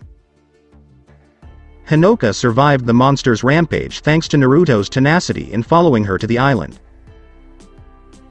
It was a great lesson in having someone watch your back, and she was convinced the three Uzumakis needed to stick together, even though she despised staying in Konoha. Remember Uzushio, Kazen's final words as she lay dying. Hinoka assured her that she would never forget it. Remember the day the Combine attacked the peaceful village with over 30,000 ninjas and 3 Jinchurikis without provocation. Remember all 2,000 valiant Uzushio ninjas who fought to the death in this losing war to buy time for non-combatants to be evacuated. Remember how the Combine wiped out Uzushio and committed genocide against the ancient clan, and remember Konoha's inability to save Uzushio. So they're the elders who gave Naruto trouble yesterday. Hinoka regarded Danzo Shimura, Kaharu Utatane, and Homura Mitokado with suspicion and contempt. Hyuga was correct. The one-eyed mummied man was also giving her the creeps. There was something odd about him, and she was frustrated because she couldn't figure out what it was. The three Uzumakis, along with Hinata Hyuga, were now in front of the Konoha Council. They feared the Sandaime Hokage and the three revered elders because they were involved in the decision-making process during Uzushio's last stand. Lady Kushina had kneeled and pleaded with the Konoha leadership to send assistance to the besieged Uzushio. Kurama didn't know if they kept their promise, but he was afraid he didn't want to find out. What the fox didn't know was that Kushina was devastated when news of Uzushio's death reached Konoha. She didn't eat or sleep for a week and was nearly deafeningly deaf. Even though the rest of the ninja counselors were Kushina's generation, she didn't trust them all, including Hiashi. They all had to earn her trust, just like Naruto did when they went to the Summoning Island. Naruto Namikaze was promoted to temporary special Jonin, while the three girls were promoted to Genin. Lady Tsunade was a fellow Uzumaki, but she was fair and did not engage in favoritism or nepotism. She didn't give a fuck about the rank, in Hyuga's words, because she used to be a freelance kunoichi after all. Hinoka then considered the positive. Perhaps they could use Konoha as a base.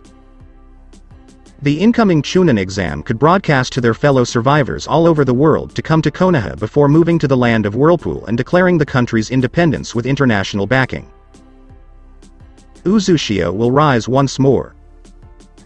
Patience was essential for success. They had to wait for Neo Uzushio-gakure. After taking a deep breath and closing her eyes, the Whirlpool nationalist reluctantly placed a leaf hite on her brow. Naruto and Hyuga placed theirs on their brows as well, and Hinata wrapped hers around her neck. The Uzumakis struck a deal with the two Hokages. After Kumo was dealt with, they could resign from Konoha ninja forces. Their fellow Uzumaki Hokage had honored their request for crimson-colored forehead protectors. The Uzumakis appreciated Naruto's fiancé copyright following suit despite the fact that she was not yet an Uzumaki. 4 of them had all worn crimson armbands with the Uzumaki crest on their left arms, and the crimson hite held special significance.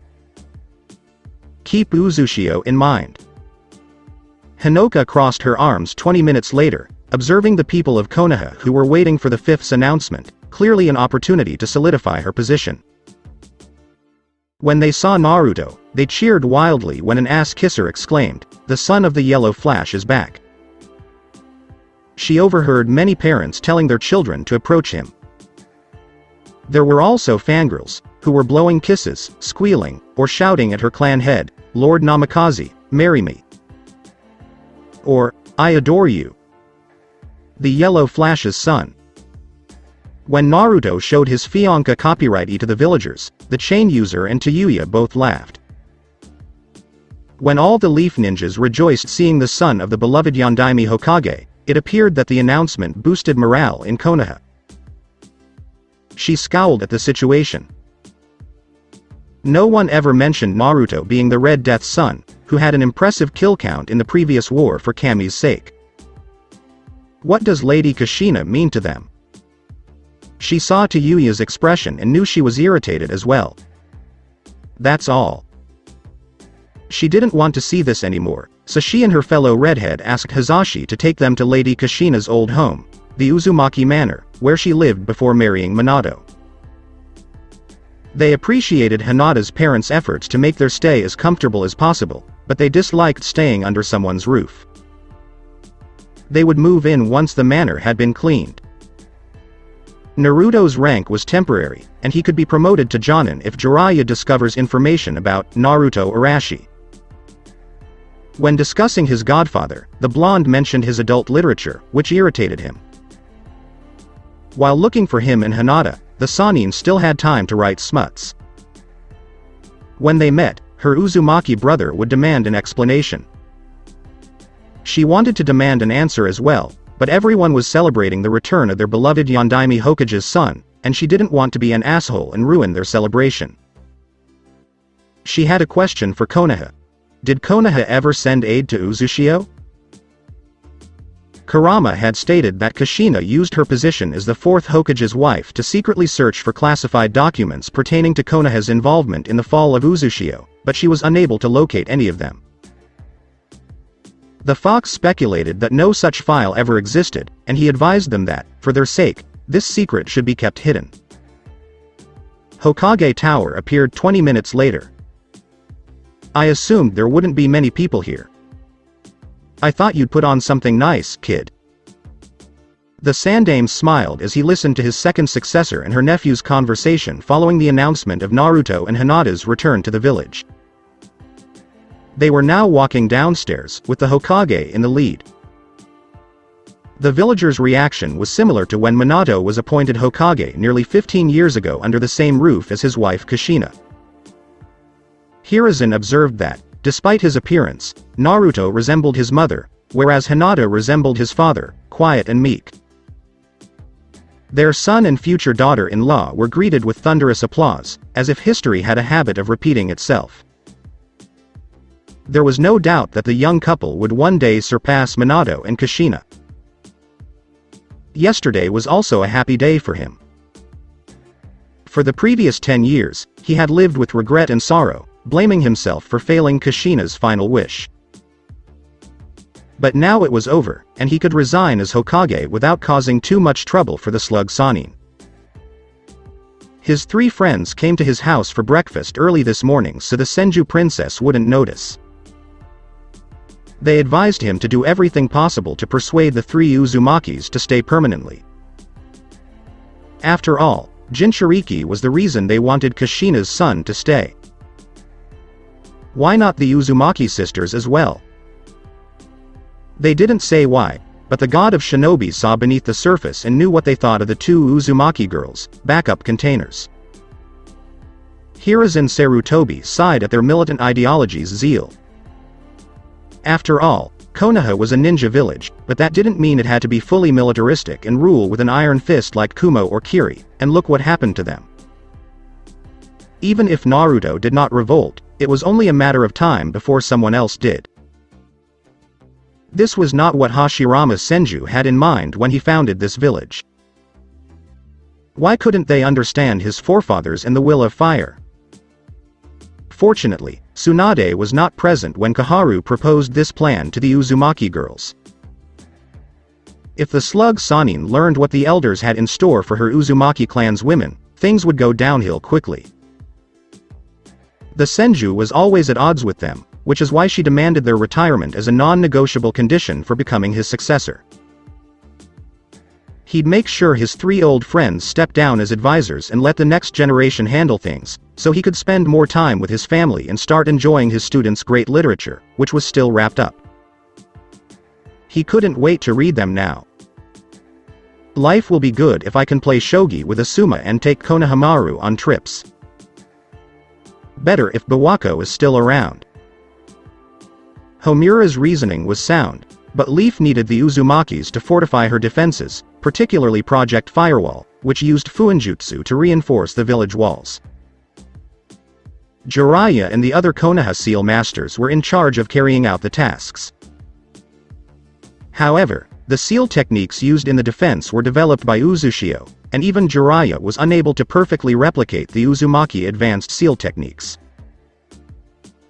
He knew the Uzumakis would be furious when they found out, but it was necessary and critical to have the Uzumakis reinforce Konoha defense before the Kumo Jinchurikis returned.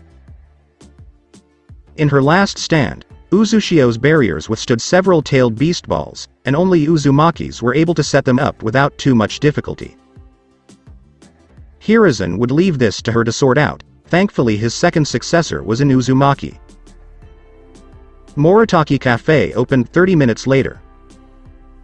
Hinata was devouring her favorite cinnamon buns, which she hadn't eaten since their escape from the Cloud Village.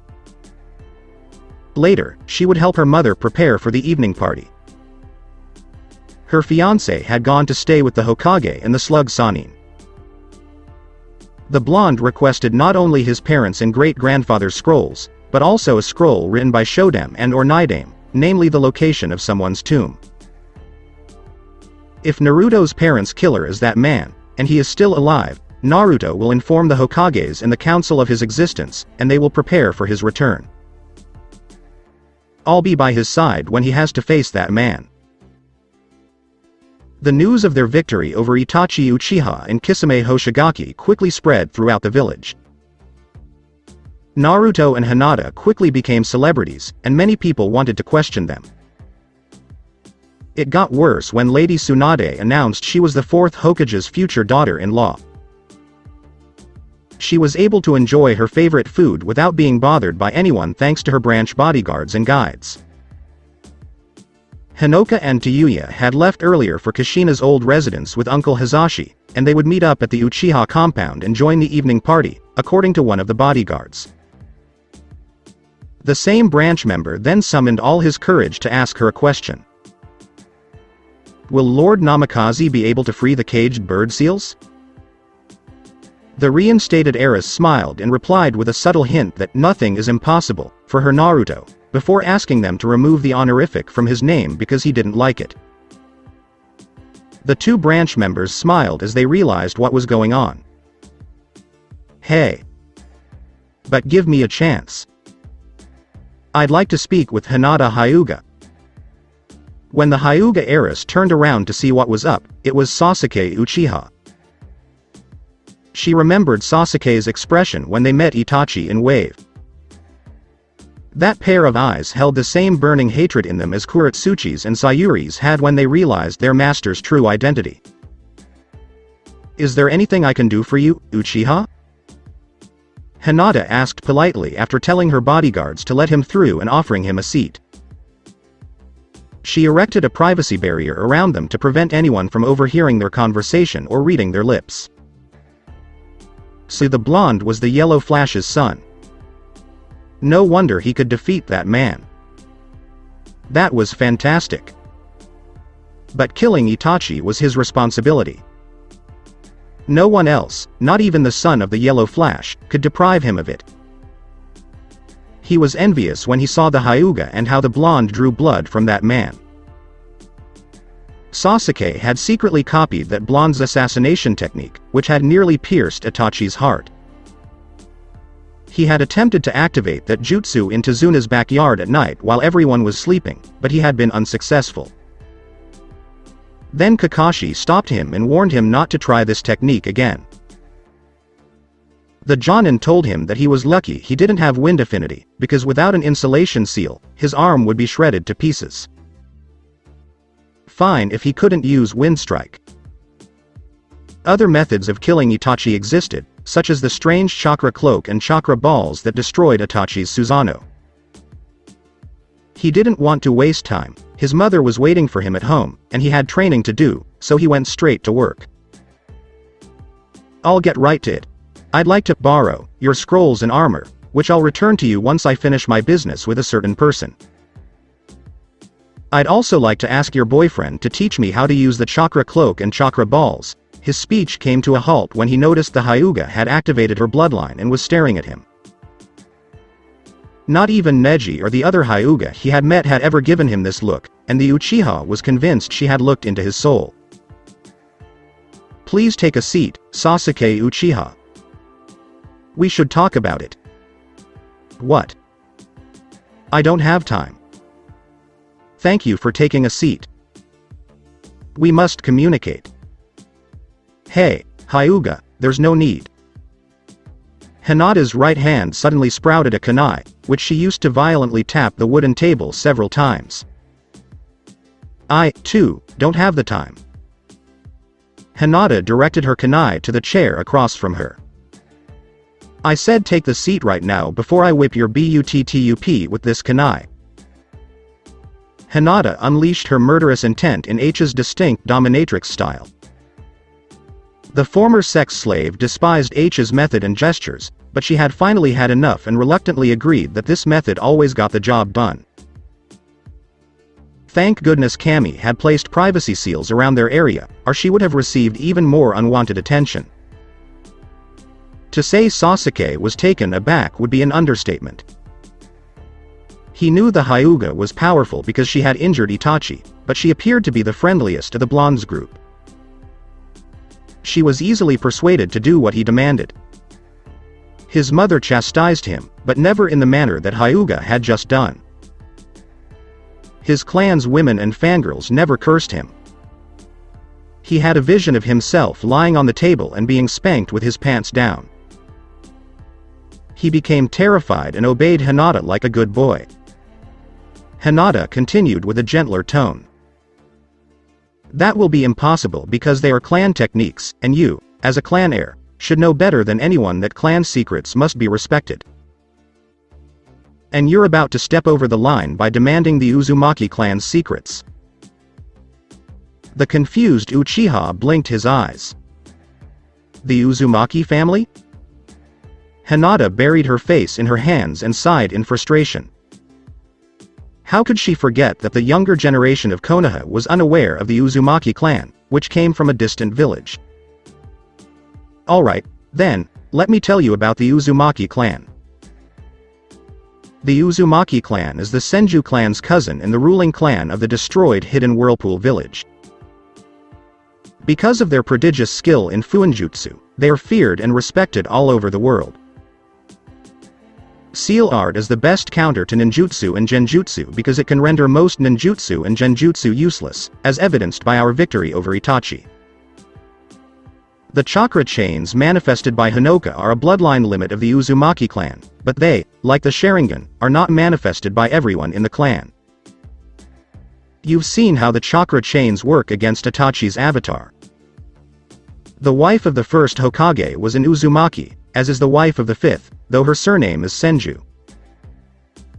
I believe you can learn more about the Uzumaki clan from your mother, as one of her genin teammates was an Uzumaki.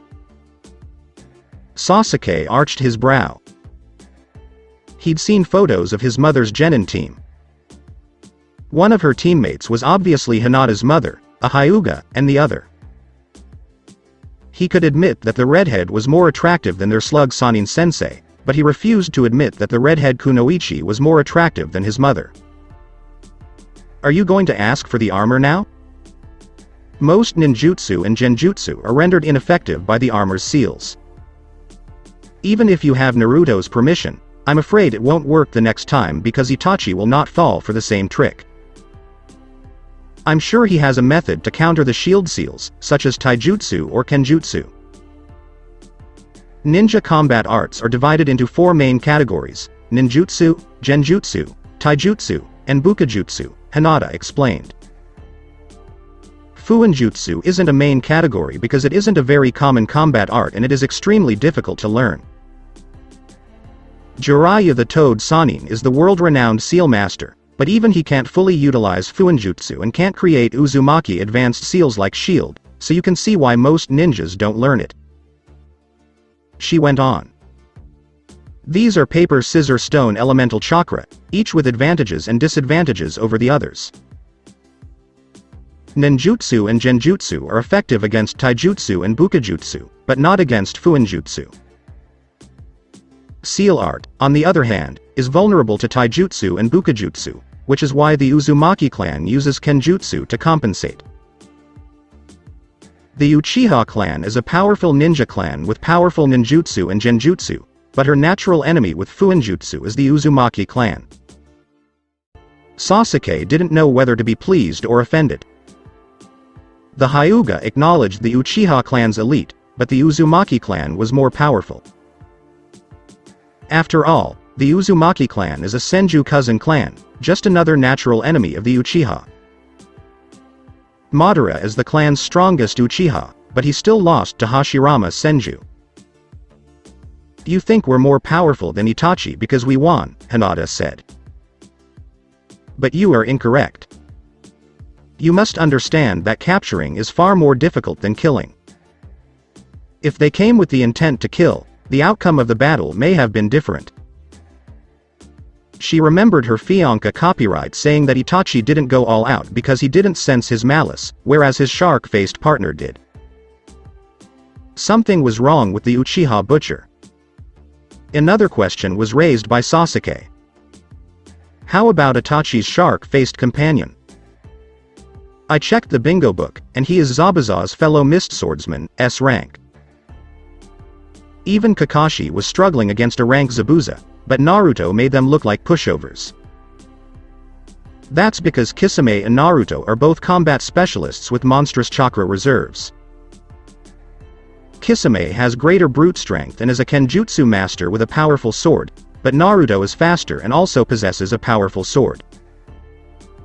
Most importantly, Naruto has far more chakra than that missing nin kiri, and he eventually outmaneuvered him by manipulating water with his wind techniques. What do you mean capture?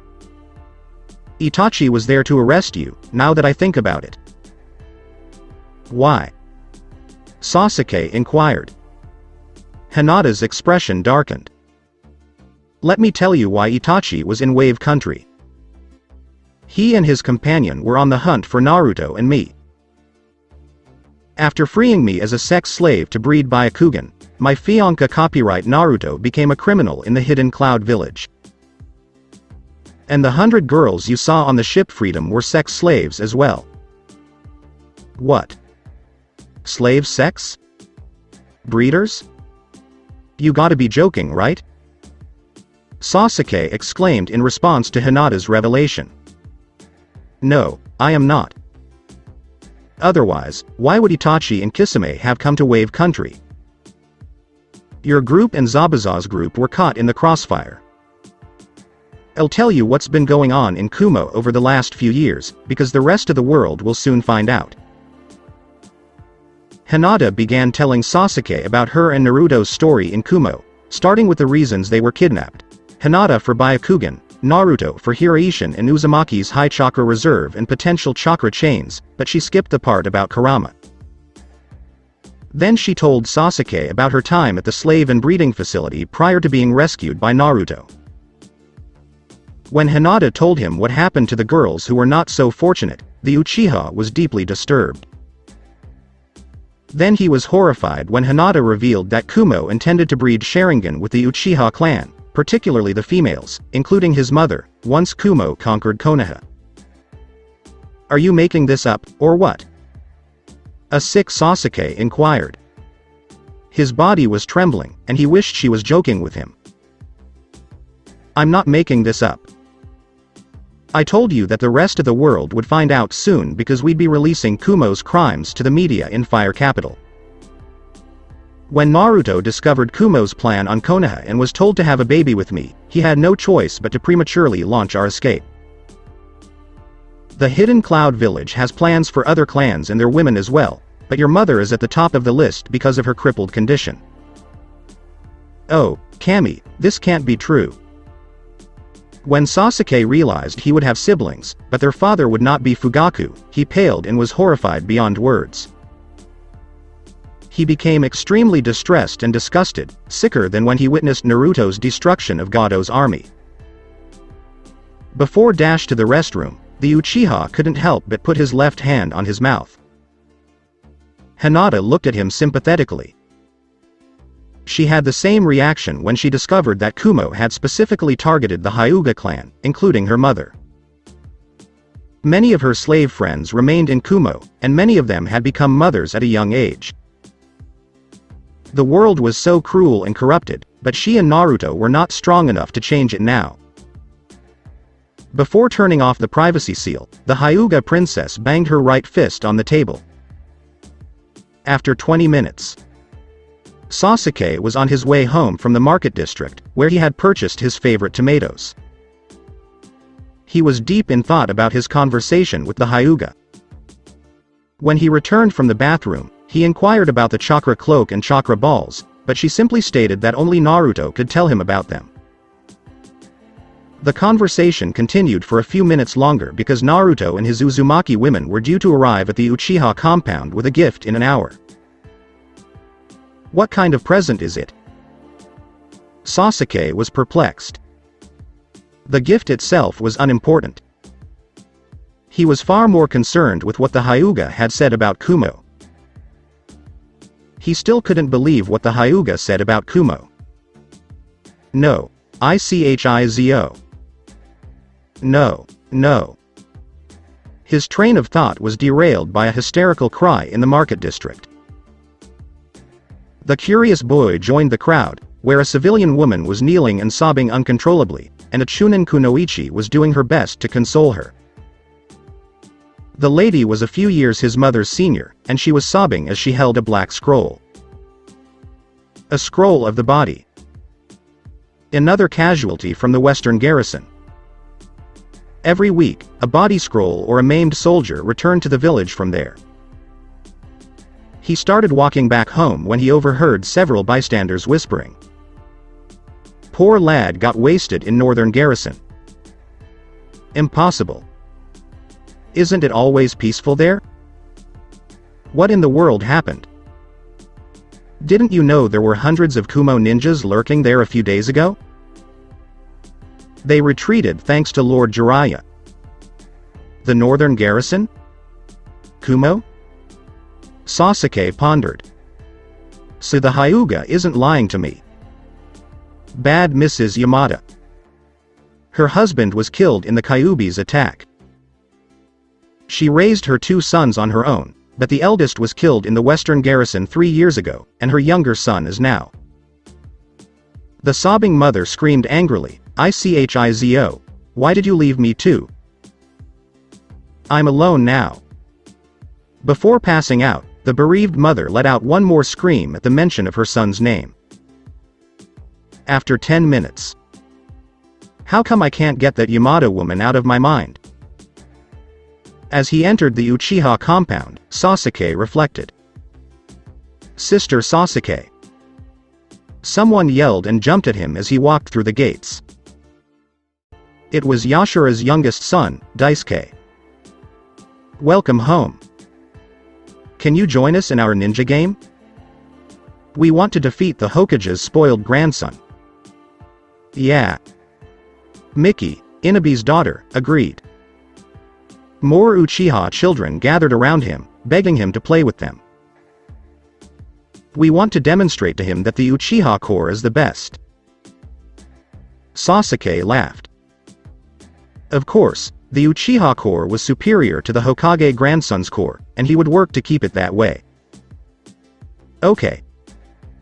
Please give me a moment so I can drop my bags at my house. He told the children, who applauded.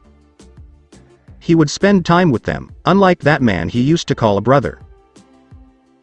That night, all the children survived because Itachi, that monster, coldly claimed they were worthless pieces of shit and he didn't bother killing them. Nonetheless, these children lost their parents and older siblings that fateful night. This left his mother and the other adult Uchiha survivors to raise the children, with him sharing some of the burden. Sasuke went to the altar after leaving his grocery bags and said a quick prayer to his ancestors and Father in heaven before joining the children. It had been 5 years, and the painful reminders of that night had all been cleaned away, but he could still remember it. Bodies on the streets, and smokes almost everywhere in the compound. While playing with the children, he was struck by a terrifying vision, more terrifying than Itachi's Tsukuyomi, which he had suffered here 5 years ago. The entire compound, like the rest of the village, was on fire. Then he noticed a group of Kumo ninjas chaining and herding his clansmen, including his sobbing mother and crying children, to an unknown location. It horrified him to see the Cloud Ninjas treating the Uchihas as if they were war spoils, and these scumbags were lecherously smiling at his mother and the Uchiha girls. He was on the verge of yelling. "Are you all right, brother Sasuke?" Daisuke, concerned, inquired. Every child in the room was concerned. "I'm okay. I just zoned out." The children were relieved when Sasuke calmed them down. He looked into the children's eyes, and they were so innocent and vulnerable that it made him want to protect them even if it meant risking his life. He finally realized why he couldn't get that weeping mother out of his head when he realized she reminded him of his mother. The seniors are too old to fight, and my mother is paralyzed. She is unable to fight. I am the only battle-ready Uchiha standing between Kumo and my clan. He shivered at the prospect of Kumo enslaving his clan. He realized his mother required him. His clan people needed him just as much as he needed them, and he'd die to protect them. He now believed that the hidden cloud village posed a greater threat than Itachi, because Kumo would bring them a fate worse than death. He would still seek the Yellow Flash's son, but for a different reason. Itachi would have to be patient. Makoto, Izuna Uchiha's granddaughter, smiled as she watched her son play with the other Uchiha children. It made her happy to see her son and the other Uchiha children having fun. Her younger son was a good young man. He cleaned the house when it needed it. When the house ran out of supplies, he went straight to the market district. As long as he's at home, he won't let her do most of the housework. Except for Itachi, her younger son always listened to her words. Itachi, she knew he'd never return, but he was her son, and she loved him unconditionally no matter what. Sasuke. You can't bring your father and dead clansmen back to life, and I miss them as well. But we must proceed. But her younger son didn't listen and stormed off for his wave mission, believing it would bring him closer to killing Itachi. Her sons happened to cross paths in Wave Country, which was ironic. The mission demonstrated Sasuke's determination when he recklessly charged at Itachi, despite his exhaustion from the previous battle against a Hyuga user. Sasuke escaped the encounter unscathed thanks to Naruto. It hurts a mother when her children fight, and how did Makoto feel when her two sons attempted to murder each other? Not to mention the fact that Kushina's son and her eldest son almost killed each other. How could I confront Kushina if Itachi had murdered her son? Chiaki Uchiha, the owner of the senbei shop, rushed over to her. Makoto. The Godem Hokage, the Yellow Flash's son, your Hyuga friend, and some of their clansmen have arrived. Do you know what they're after? Naruto invited her and Sasuke to the evening party and told her that he and his Uzumaki clan's women would bring a gift to the Uchiha compound. She was perplexed as to why he hadn't given it to her at the Hokage Tower. What kind of present is it? She was perplexed. The gift, on the other hand, shouldn't be a big deal.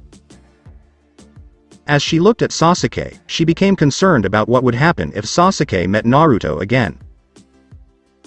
When Sasuke told her yesterday that he planned to pay Naruto for private training sessions with the bounty on Itachi's head if he succeeded, the mother was terrified.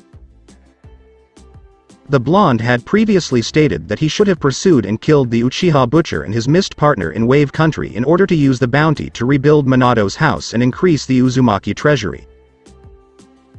She was certain that Sasuke would ask Naruto for training with the monetary offer, and that the latter would most likely agree.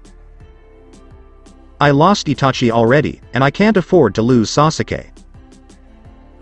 They might end up killing each other, thought Makoto. It would be the most agonizing experience for a mother. The Uchiha mother needed to stop this worst nightmare from becoming a reality. Makoto walked slowly with her crutch towards the guest room. All of the Uchihas, including Sasuke, who led the Uchiha Corps, were following their beloved matriarch. They were all eager to see the man who had defeated their champion and was the greatest traitor in clan history. Itachi, according to Sasuke, murdered Fugaku and many Uchihas for his sick entertainment. In fact, they attempted a coup, and he was ordered to remove them. The matriarch pondered whether she should reveal the truth to her younger son. But will Sasuke believe and accept the truth? So that's it for today. I hope you guys enjoyed it. Don't forget to like, share and subscribe to the channel for more awesome stories like this. Thank you. See you all in my next video.